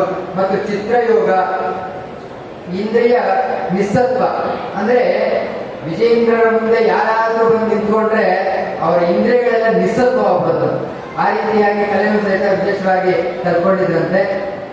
ಮತ್ತು ಮಾಲ್ಯ ಗ್ರಂಥಕ ವಿಕಲ್ಪ, ಅನೇಕ ಬಗೆಯ ಹೂವುಗಳ ರಚನೆ. ನೋಡಿ, ಹೂವುಗಳನ್ನ ಪೋಣಿಸ್ತೀವಿ, ಮಲ್ಲಿಗೆ ಹೂವು, ಸಂಪಿಗೆ ಹೂವನ್ನೆಲ್ಲ ಪೋಣಿಸ್ತೀವಿ. ವಿಜೇಂದ್ರರಿಗೆ ವಿಶೇಷವಾಗಿ ಇನ್ನೂ ಹೆಚ್ಚು ಗೊತ್ತಿರ್ತದೆ ಯಾವ ರೀತಿಯಾಗಿ ಏನ್ ಪೋಣಿಸಿದ್ರೆ ಚೆನ್ನಾಗಿ ಕಾಣುತ್ತೆ ಅಂತ ಅಂದ್ಬಿಟ್ಟು ಆ ಹೂವುಗಳನ್ನು ಯಾವ ರೀತಿಯಾಗಿ ಪೋಣಿಸೋದು ಅಂತ ಅಂದ್ಬಿಟ್ಟು ಗೊತ್ತಿತ್ತಂತೆ. ಮತ್ತು ಶೇಖರಾ ಪೀಡ ಯೋಜನಾ ಅಂತಂದ್ಬಿಟ್ಟು ತಲೆ ಮುಡಿ ಅಲಂಕಾರ, ಈ ರೀತಿಯಾಗಿ ತಲೆ ಮುಡಿನಲ್ಲಿ ಯಾವ ರೀತಿಯಾಗಿ ಅಲಂಕಾರವನ್ನು ಮಾಡ್ಕೋಬೇಕು ಅದು ಚೆನ್ನಾಗಿ ವಿಶೇಷವಾಗಿ ವಿಜೇಂದ್ರರಿಗೆ ಗೊತ್ತಿತ್ತಂತೆ. ಮತ್ತು ನವತ್ರ ಪ್ರಯೋಗ ಅಂತಂದ್ಬಿಟ್ಟು ವೇಷ ಹಾಕೊಳ್ಳೋದು. ವೇಷ ಅಂತಂದ್ರೆ ಯಾವ ವೇಷ? ಧಾರ್ಮಿಕ ವೇಷ. ಇವಾಗ ಕೃಷ್ಣನ ಪಾತ್ರ ಎಲ್ಲ ಪ್ರತಿಯೊಬ್ಬರು ಸಹಿತ ಮಾಡ್ತಾರೆ, ವೇಷ ಹಾಕುತ್ತಾರೆ. ವೇಷ ಯಾವ್ಯಾವ ರೀತಿಯಾಗಿ ಧರಿಸಿದ್ರೆ ಹೇಗೆ ಮಾಡ್ಬೋದು ಅಂತಂದ್ಬಿಟ್ಟು ವೇಷ ಹಾಕೊಳ್ಳೋದು ನಮ್ಮ ವಿಜೇಂದ್ರ ಸ್ವಾಮಿಗಳಿಗೆ, ವಿಜೇಂದ್ರ ಗುರುಸಾರ್ವಭೌಮರಿಗೆ ಗೊತ್ತಿತ್ತು. ಕಿವಿಯ ಆಭರಣ ಅಂದ್ರೆ ಕರ್ಣಪತ್ರ ಭಂಗ ಅಂತಂದ್ಬಿಟ್ಟು ಇಲ್ಲಿ ಯಾವ ರೀತಿಯಾಗಿ ಕಿವಿಗಳು ನಮಗೆ ಯಾವ ರೀತಿಯಾಗಿ ಆಭರಣವನ್ನ ಹೇಗೆ ಹಾಕೊಂಡ್ರೆ ಚೆನ್ನಾಗಿ ಕಾಣುತ್ತೆ. ಮತ್ತು ಹಾಕೊಳ್ಳೋದು ದೊಡ್ಡದಲ್ಲ, ಅದನ್ನ ರಚನೆ ಮಾಡೋದು ಗೊತ್ತಿರ್ತದೆ. ಹಾಕೊಳ್ಳೋದಕ್ಕಿಂತ ಹೆಚ್ಚಾಗಿ ಯಾರು ಮಾಡಿರ್ತಾರೆ, ಅಯ್ಯೋ ಎಷ್ಟು ಚೆನ್ನಾಗಿ ಮಾಡಿದಾರಲ್ಲ ರೀ ಅಂತ ಹೇಳ್ತೀವಲ್ಲ, ಅದನ್ನ ಮಾಡುವ ವಿಶೇಷ ಕಲೆಯಾಗಿ ನಮಗೆ ವಿಜೇಂದ್ರ ಸ್ವಾಮಿಗಳಿಗೆ ಗೊತ್ತಿತ್ತು. ಮತ್ತು ಗ್ರಂಥಯುಕ್ತಿ, ಯಾವ ಗ್ರಂಥ ಬರೆಸಿದರೆ ಯಾವ ಹೇಗ್ ಮಾಡಬೇಕು ಅಂತಂದ್ಬಿಟ್ಟು ಗ್ರಂಥಯುಕ್ತಿ ಚೆನ್ನಾಗಿತ್ತಂತೆ. ಮತ್ತು ಭೂಷಣ ಯೋಜನಾ ಅಂತಂದ್ಬಿಟ್ಟು ಒಡವೆಗಳು, ಇವಾಗ ನಾವೆಲ್ಲ ಒಂದೊಂದು ರೀತಿಯಾಗಿ ಒಡವೆಗಳನ್ನ ಹಾಕೊಳ್ತೀವಿ, ಒಡವೆಗಳನ್ನ ಹೇಗೆ ಹಾಕೊಂಡ್ರೆ ಚೆನ್ನಾಗಿ ಮಾಡಬೇಕು ಅಂತ ಅಂದ್ಬಿಟ್ಟು ಯೋಜನೆ, ಆ ಅಲಂಕಾರ ಒಂದು ವಿದ್ಯೆ ನಾವು ವಿಜೇಂದ್ರ ಸ್ವಾಮಿಗಳಲ್ಲಿತ್ತು. ಐಂದ್ರಜಾಲ ವಿದ್ಯೆ, ಸರಿನಾ? ಮಾಯ ಆಗೋದು, ಸರಿನಾ? ಐಂದ್ರಜಾಲ ವಿದ್ಯೆ ಅಂತಂದ್ರೆ ಇದೆ. ಆ ವಿಜೇಂದ್ರ ಸ್ವಾಮಿಗಳು ಮಾಯ ಸಹಿತ ಆಗ್ತಿದ್ರಂತೆ, ಅಂತಹ ವಿದ್ಯೆ ಸಹಿತ ಗೊತ್ತಿತ್ತು. ಹೊಸ ಲಾಘವ ವಿದ್ಯೆ, ಕೈ ಚಳದಿಂದ ವಿದ್ಯೆ. ಇವಾಗ ಒಬ್ಬೊಬ್ರು ಮಾಡ್ತಾರೆ, ಹಿಂಗ್ ಮಾಡಿದ್ರೆ ಏನೋ ಆಗುತ್ತೆ ಅಂತ ಕೈ ಚಳದಿಂದ ಎಲ್ಲ ವಿದ್ಯೆ ತೋರಿಸ್ತಾರಲ್ಲ, ಆ ರೀತಿಯಾಗಿ ವಿಜೇಂದ್ರ ಸ್ವಾಮಿಗಳು ಸಹಿತ ಬಹಳ ವಿಶೇಷವಾಗಿ ಮಾಡ್ತಾ ಇದ್ರಂತೆ. ಮತ್ತು ಹೊಸ ಲಾಘವ ವಿದ್ಯೆ, ಪಾನಕ ರಸ ರಾಗಾವ ಕುಶ ಯೋಜನಾ ಅಂತಂದ್ಬಿಟ್ಟು. ಪಾನಕ ಭಕ್ಷ್ಯ, ಏನು ನಾವು ಹೋಳಿಗೆ ಮತ್ತೆ ಇದೆಲ್ಲ ಮಾಡ್ತೀವಿ, ಪಾನಕ ಮಾಡ್ತೀವಿ, ಅದಕ್ಕೆ ಪಾನಕ ನರಸಿಂಹ ಅಂತಂದ್ಬಿಟ್ಟು ಅಲ್ವಾ? ಆ ಪಾನಕ ಯಾವ ರೀತಿಯಾಗಿ ಚೆನ್ನಾಗಿ ಮಾಡಬೇಕು ಅಂತ ವಿಶೇಷವಾಗಿ ವಿಜೇಂದ್ರರಿಗೆ ಗೊತ್ತಿತ್ತಂತೆ. ಮತ್ತು ಸುಜೀವನಾಗ ಕರ್ಮ ಅಂತಂದ್ಬಿಟ್ಟು ಆಮೇಲೆ ಸೂತ್ರ ಕ್ರೀಡಾ, ತೊಗಲು ಬೊಂಬೆ ಆಟ ಅಂತಂದ್ಬಿಟ್ಟು. ತೊಗಲು ಬೊಂಬೆ ಆಟ ಅಂತಂದ್ರೆ ಈ ಎರಡು ಬೊಂಬೆಗಳಲ್ಲಿ ನಿಲ್ಲಿಸಿ ಯಾವ ರೀತಿಯಾಗಿ ನಡೆಸೋದು ಮಾಡೋದು ಎಲ್ಲ ಮಾಡ್ತಿರ್ತಾರೆ. ಕೆಲವೊಂದು ಟಿವಿಗಳಲ್ಲಿ ನೋಡಿರ್ತೀರಾ. ಆ ಬೊಂಬೆಗಳನ್ನ ಹೇಗೆ ನಡೆಸೋದು ಮತ್ತು ಆಟವನ್ನು ಯಾವ ರೀತಿಯಾಗಿ ಆಡಿಸೋದು ಅದನ್ನ ಹೇಳೋದ್ರ ಜೊತೆಗೆ ಮಿಮಿಕ್ರಿನೂ ಸಹಿತ ಮಾಡ್ತಾರೆ. ಆ ಒಂದು ವಿದ್ಯೆಯನ್ನು ಸಹಿತ ನಮ್ಮ ವಿಜೇಂದ್ರ ಸ್ವಾಮಿಗಳಿಗೆ ಗೊತ್ತಿತ್ತು. ಮತ್ತು ಇನ್ನ ಪ್ರಹೇಲ್ಯ ಅಂತಂದ್ಬಿಟ್ಟು ವೀಣಾ ಡಮರುಗ ವಾದ್ಯ, ನುಡಿಸೋದಲ್ಲ. ಡಮರುಗ ಎಲ್ಲ ಡಮರುಗ ಅಂದ ತಕ್ಷಣ ನುಡಿಸೋದು ಬರುತ್ತೆ, ಆದ್ರೆ ಡಮರುಗ ವಾದ್ಯವನ್ನು ಹೇಗೆ, ಆ ಡಮರುಗವನ್ನು ಹೇಗೆ ತಯಾರು ಮಾಡೋದು ಅಂತಂದ್ಬಿಟ್ಟು ವಿಜೇಂದ್ರ ಸ್ವಾಮಿಗಳಿಗೆ ಗೊತ್ತಿತ್ತಂತೆ. ಆಮೇಲೆ ಪ್ರಹೇಲ್ಯ, ಪ್ರಹೇಲ್ಯ ಅಂತಂದ್ರೆ ಒಗಟ್ ಹೇಳೋದು, ಸಣ್ಣ ಏನೇನೋ ಕೂಡಿಸಿ ಒಗಟವನ್ನು ಹೇಳ್ತೀವಿ. ಆ ವಿದ್ಯೆ ವಿಜೇಂದ್ರರಿಗೆ ಅವಾಗಲೇ ಗೊತ್ತಿತ್ತಂತೆ. ನೋಡಿ ಎಷ್ಟು ವಿಶೇಷವಾಗಿ ನಮ್ಮ ವಿಜೇಂದ್ರ ಸ್ವಾಮಿಗಳು. ಮತ್ತು ಪಂಕ್ತಿಮಾಲ ಅಂತಂದ್ಬಿಟ್ಟು ಒಂದು ಪದ್ಯದಿಂದ ಇನ್ನೊಂದು ಪದ್ಯಕ್ಕೆ ಹೇಗೆ ರೀತಿಯಾಗಿ ಮುಗಿಸ್ಬೇಕು ಅಂತ, ಪ್ರಾರಂಭದಿಂದ ಮಾಡಬೇಕು, ಇನ್ನು ಮುಗಿಸೋದು ಎಲ್ಲಿ ಮುಗಿಸ್ಬೇಕು ಅಂತ ವಿಜೇಂದ್ರ ಸ್ವಾಮಿಗಳಿಗೆ ವಿಶೇಷವಾಗಿ ಗೊತ್ತಿತ್ತಂತೆ. ಮತ್ತು ದುರ್ವಾಚಕ ಪ್ರಯೋಗ, ದುರ್ವಾಚಕ ಪ್ರಯೋಗ ಅಂತ ನೋಡಿ ಇದೊಂದು ದೊಡ್ಡ ವಿದ್ಯೆ ವಿಜೇಂದ್ರ ಸ್ವಾಮಿಗಳು. ದುರ್ವಾಚಕ ಪ್ರಯೋಗ ಅಂತಂದ್ರೆ ಯಾರಾದ್ರೂ ವಾದಕ್ಕೆ ಬಳಿ ಬಂದರೆ ಅವ್ರು ಮಾತಾಡ್ತಾನೆ ಇರ್ಲಿಲ್ವಂತೆ. ಅದಕ್ಕೆ ಏನು ಸಹಿತ ಮಾತಾಡಬಾರ್ದು. ಆ ರೀತಿಯಾಗಿ ಒಂದು ಒಳ್ಳೆ ಗುಣಭರಿತವಾದಂತಹ ಪದಗಳು, ವಾಕ್ಯಗಳನ್ನು ಹಾಕಿಕೊಟ್ಟಿದ್ರಂತೆ. ಅವಾಗ ಏನು ಮಾತಾಡ್ಲಿಕ್ಕೆ ಬರ್ತಿರ್ಲಿಲ್ಲ, ಸರಿನಾ? ಅಂತಹ ಒಂದು ದುರ್ವಾಚನ ಪ್ರಯೋಗ ಅವರ ವಿಜೇಂದ್ರ ಸ್ವಾಮಿಗಳಲ್ಲಿ ಕಲೆ ಇತ್ತಂತೆ. ಮತ್ತು ಪುಸ್ತಕ ವಾಚನ ಅಂತಂದ್ಬಿಟ್ಟು ಒಂದು ಬುಕ್ ಹಿಡ್ಕೊಂಡ್ರೆ ಯಾವ ರೀತಿಯಾಗಿ ಓದ್ಬೇಕು ಅಂತ ಚೆನ್ನಾಗಿ ಗೊತ್ತಿತ್ತಂತೆ ವಿಜೇಂದ್ರ ಸ್ವಾಮಿಗಳಿಗೆ. ನಾವೆಲ್ಲ ಒಂದು ಬುಕ್ ಇಟ್ಕೊಂಡ್ರೆ ಹೆಂಗೋ ಓದ್ತೀವಿ. ವಿಜೇಂದ್ರ ಸ್ವಾಮಿಗಳು ಹೇಗೆ ಓದಬೇಕು ಅಂತ ನಮಗೆ ಕಲಿಸಿಕೊಟ್ಟಿದ್ದಾರೆ. ಏನಾದರೂ ಒಂದು ತಪ್ಪುಗಳನ್ನ ನಾವು ಮಾಡೇ ಮಾಡ್ತೀವಿ, ಆದರೆ ವಿಜೇಂದ್ರ ಆ ರೀತಿ ಇರ್ಲಿಲ್ವಂತೆ.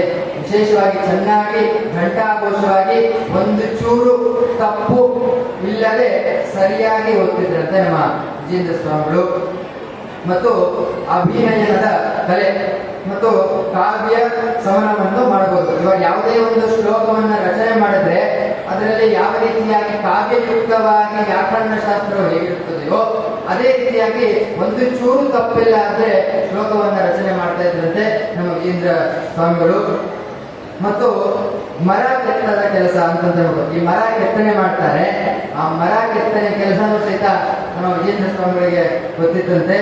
ಮತ್ತು ಮರದ ಗೊಂಬೆ ತಯಾರಿಸುವುದು, ಈ ಮರದಿಂದ ಗೊಂಬೆ ತಯಾರಿಸೋದು ವಿಜೇಂದ್ರ ಸ್ವಾಮಿಗಳು ಅಲ್ವಾ.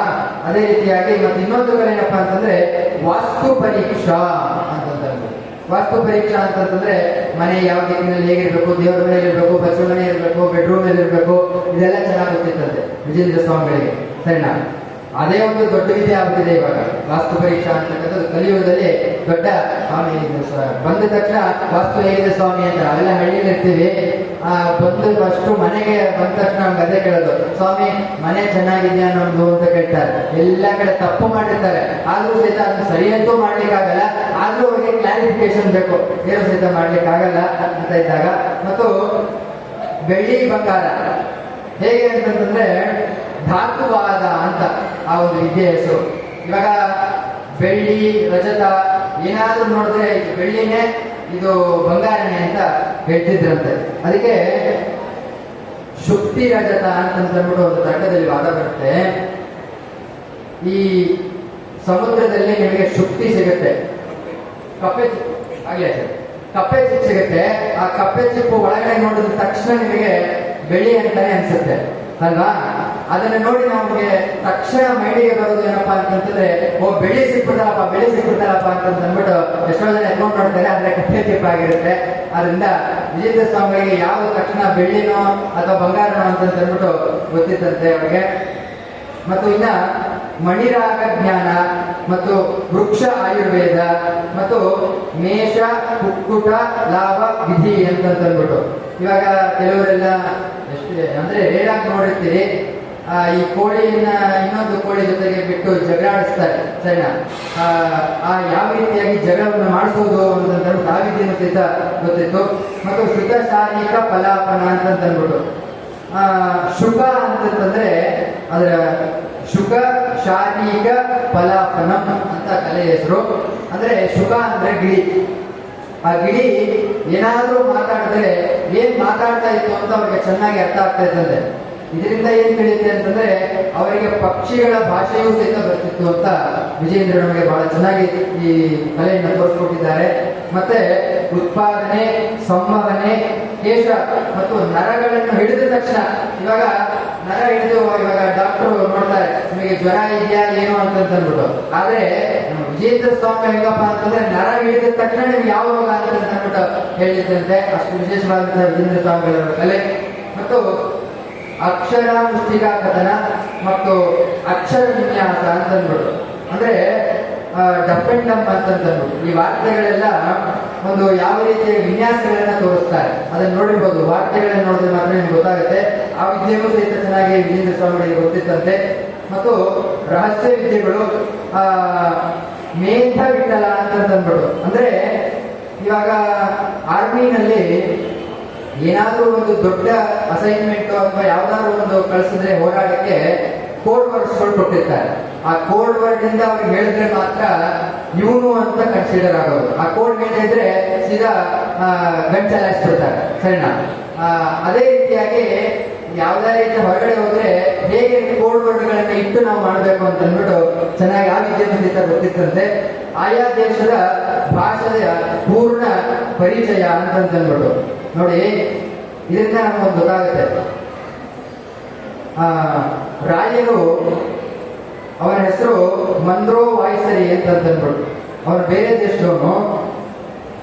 ಅವನು ಬಂದಾಗ ಇಲ್ಲಿ ಮಂತ್ರಾಲಯಕ್ಕೆ ಬಂದಾಗ ಅವನ ಭಾಷೆನಲ್ಲೇ ಮಾಡ್ತಾರೆ. ಈ ವಿದ್ಯೆ ಹೇಗೆ ಬಂತು ಅಂತಂದ್ರೆ ಅವರ ಪರಂಪರೆಯಲ್ಲೇ ಬಂದಿರುವಂತಹ, ಯಾಕೆಂದ್ರೆ ರಾಯರ ಪರಮ ಗುರುಗಳು ವ್ಯಾಸರಾಜರು, ಆ ವ್ಯಾಸರಾಜರ ಶಿಷ್ಯರೇ ವಿಜಯೇಂದ್ರರು. ಅದೇ ರೀತಿ ವಿಶೇಷವಾಗಿ ನೋಡಿ ಆ ಒಂದು ಇದ್ರಲ್ಲಿ ಗೊತ್ತಾಗುತ್ತೆ ನಿಮಗೆ ಆ ಫೋಟೋದಲ್ಲಿ. ಆ ಒಂದು ಬಂದಾಗ ಅದೇ ಭಾಷೆಯಲ್ಲಿ ಮಾತಾಡ್ತಾರಂತೆ.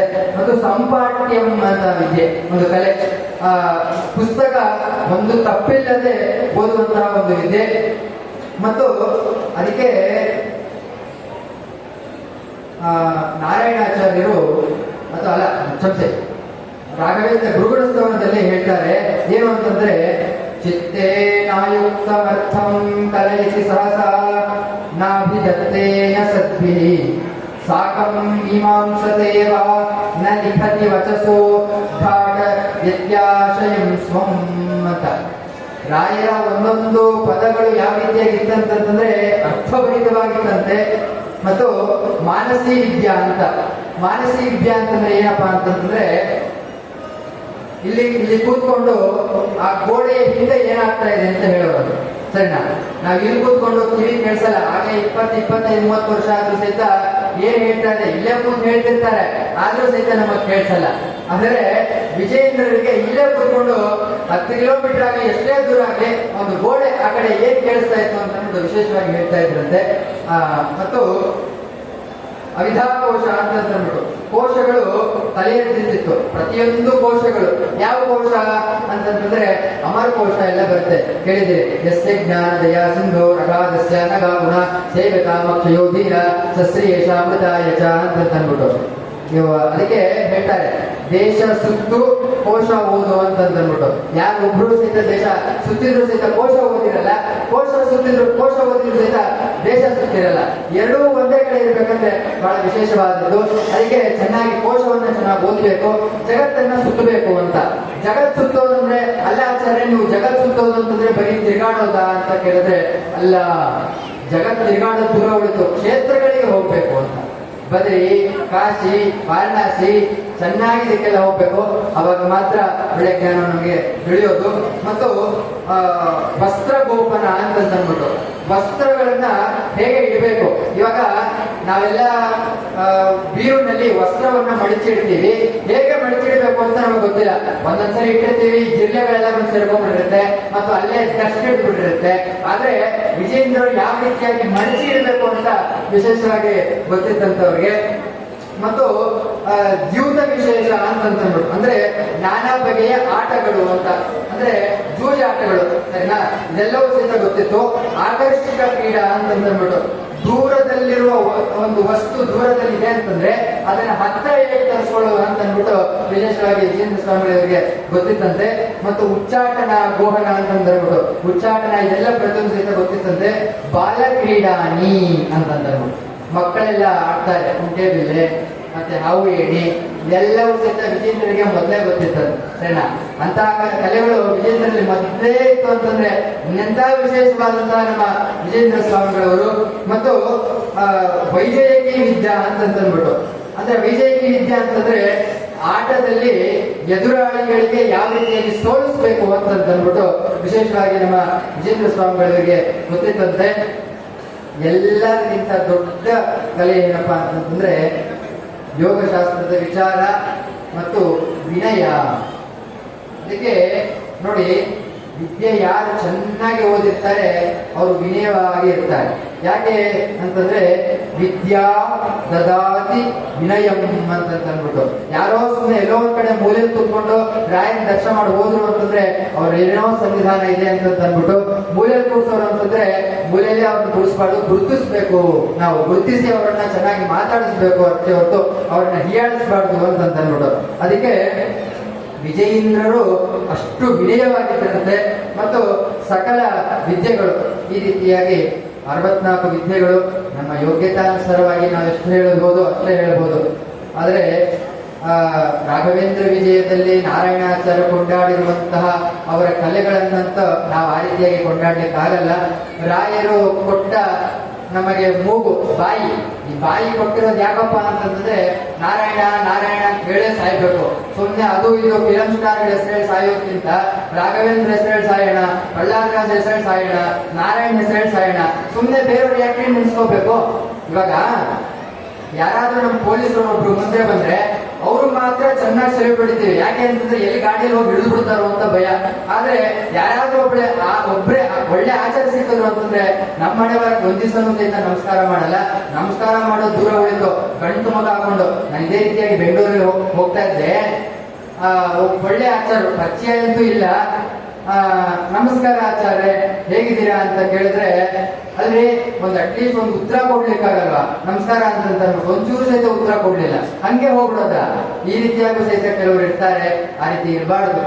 ಭಗವಂತನ ಹತ್ರ, ರಾಯರ ಹತ್ರ, ಭಗವಂತನ ಹತ್ರ, ಗುರುಗಳ ಹತ್ರ ನಾವು ಹೋಗ್ತೀವಿ ಅಂತಂದ್ರೆ ನೀವು ವಿನಯ, ಅದಕ್ಕೆ ನಿಮ್ಮ ವಿನಯವನ್ನ ನೋಡಿ, ನಿಮ್ಮ ಮಾತುಗಳನ್ನ ನೋಡಿ ನೀವು ಯಾವ ರೀತಿಯಾಗಿ ಅಂತ ಅಂದ್ಬಿಟ್ಟು ಕನ್ಸಿಡರ್ ಮಾಡ್ತಾರೆ. ಅದಕ್ಕೆ ಮಾತೆಯ ಮುತ್ತು, ಮಾತೆ ಮೃತ್ಯು ಅಂತ ನೋಡು.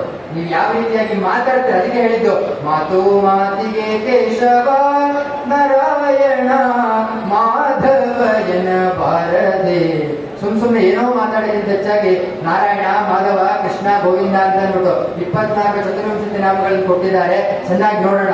ಈ ಕಣ್ಣಿನಿಂದ ಚೆನ್ನಾಗಿ ಭಗವಂತನ ರಾಗವನ್ನ ಮತ್ತೆ ಮೂರ್ತಿಯನ್ನ ನೋಡೋಣ.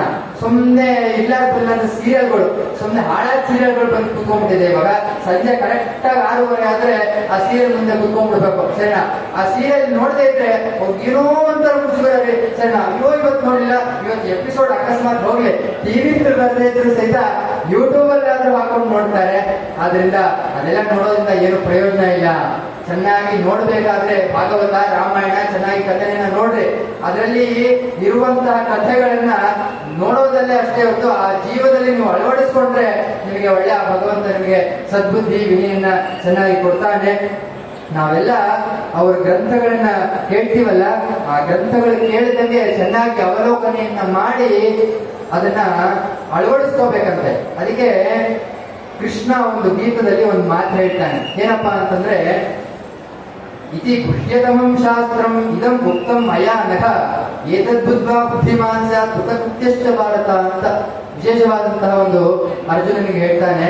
ನೋಡಪ್ಪ, ನನ್ನ ಗ್ರಂಥಗಳು, ನನ್ನ ಮಾತುಗಳು, ಈ ಶಾಸ್ತ್ರ ಇವೆಲ್ಲ ಬಹಳ ರಹಸ್ಯ ಅಂತ ಹೇಳ್ತಾನೆ.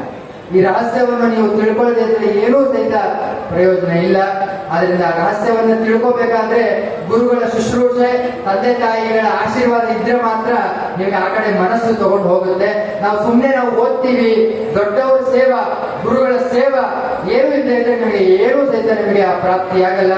ಆದ್ರಿಂದ ಗುರುಗಳ ಸೇವೆಯನ್ನು ಮಾಡಬೇಕು, ತಂದೆ ತಾಯಿಗಳ ಶುಶ್ರೂಷೆಯನ್ನು ಮಾಡಬೇಕು, ಅವರ ಮಾತನ್ನ ಕೇಳಬೇಕು ಅಂತ ಹೇಳಿ ಇವತ್ತಿನ ದಿವಸ ರಾಯರ 64 ಕಲೆಗಳಲ್ಲಿ ಒಂದಿಷ್ಟು ಕಲೆಗಳು, ಅವರ 104 ಗ್ರಂಥಗಳಲ್ಲಿ ಕೆಲವೊಂದಿಷ್ಟು ಗ್ರಂಥಗಳು ಫುಲ್ ಹೇಳಿದ್ದೀನಿ ಅಂತ ಅಂದ್ಬಿಟ್ಟು ನನ್ನ ಈ ಬಾಯಿ ಭಗವಂತ ಕೊಟ್ಟಿರೋದು ನಾರಾಯಣ ನಾರಾಯಣ ಅಂತ ಹೇಳೋದಕ್ಕೆ ಎಷ್ಟಾಗುತ್ತೋ ಯೋಗ್ಯತಾನುಸಾರವಾಗಿ ಆ ರಾಯರ ಮುಂದೆ ಮತ್ತು ಶ್ರೀ 1800 ಸುಭೇಂದ್ರ ತೀರ್ಥರ ಶ್ರೀಪಾದಂಗಳವರಲ್ಲಿ ಈ ಪ್ರವಚನ ಮಾಲಿಕೆ ಕೆಲವೊಂದು ವಾಕ್ಮಾಲಿಕೆಗಳನ್ನು ನಾನು ಸಮರ್ಪಣೆಯನ್ನ ಮಾಡಿದ್ದೇನೆ. ಇನ್ನು ಮುಂದೆ ನಾಳೆ ಅವರ ಪವಾಡಗಳು, ನಾಳೆ ಮಂಗಳನಂದು. ಅದರಿಂದ ವಿಜಯೇಂದ್ರರ ಹೇಗೆ ಪವಾಡಗಳನ್ನು ಮಾಡಿದ್ರು ಅಂತ ಬಹಳ ವಿಶೇಷವಾದಂತಹ ಪವಾಡ. ಒಂದೊಂದು ಪವಾಡಗಳು ಕೇಳಿದ್ರು ಸಹಿತ ನಮಗೆ ಮಹಾನ್ ಪುಣ್ಯವನ್ನ ಕೊಡುತ್ತಾನೆ ಅಂತವರ ಒಂದು ಹೇಳಿ ಆ ರಾಯರಲ್ಲಿ ಸಮರ್ಪಣೆಯನ್ನು ಮಾಡುತ್ತಾ ಇವತ್ತಿನ ಪ್ರವಚನವನ್ನು ನಾನು ಸದ್ವಿನಯದಿಂದ ಈ ಪ್ರವಚನ ಮುಗಿಸ್ತಾ ಇದ್ದೇನೆ.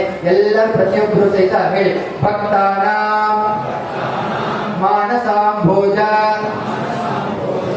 ಭಾಗವೇ ಕಾಮಧೇನವೇ ನಮತಾ ಕಲ್ಪತರುವೇ ಜೈಂದ್ರ ಗುರುವೇ ನಮಃ. ಶ್ರೀ ವ್ಯಾಸರಾಜರದ ಗೋವಿಂದ, ಸುಧೀಂದ್ರ ತೀರ್ಥವರದ ಗೋವಿಂದ, ಮಂತ್ರಾಲಯ ಬಿಡದ ಗುರುಸಾರ್ವ ರಾಘವೇಂದ್ರ ಗೋವಿಂದ.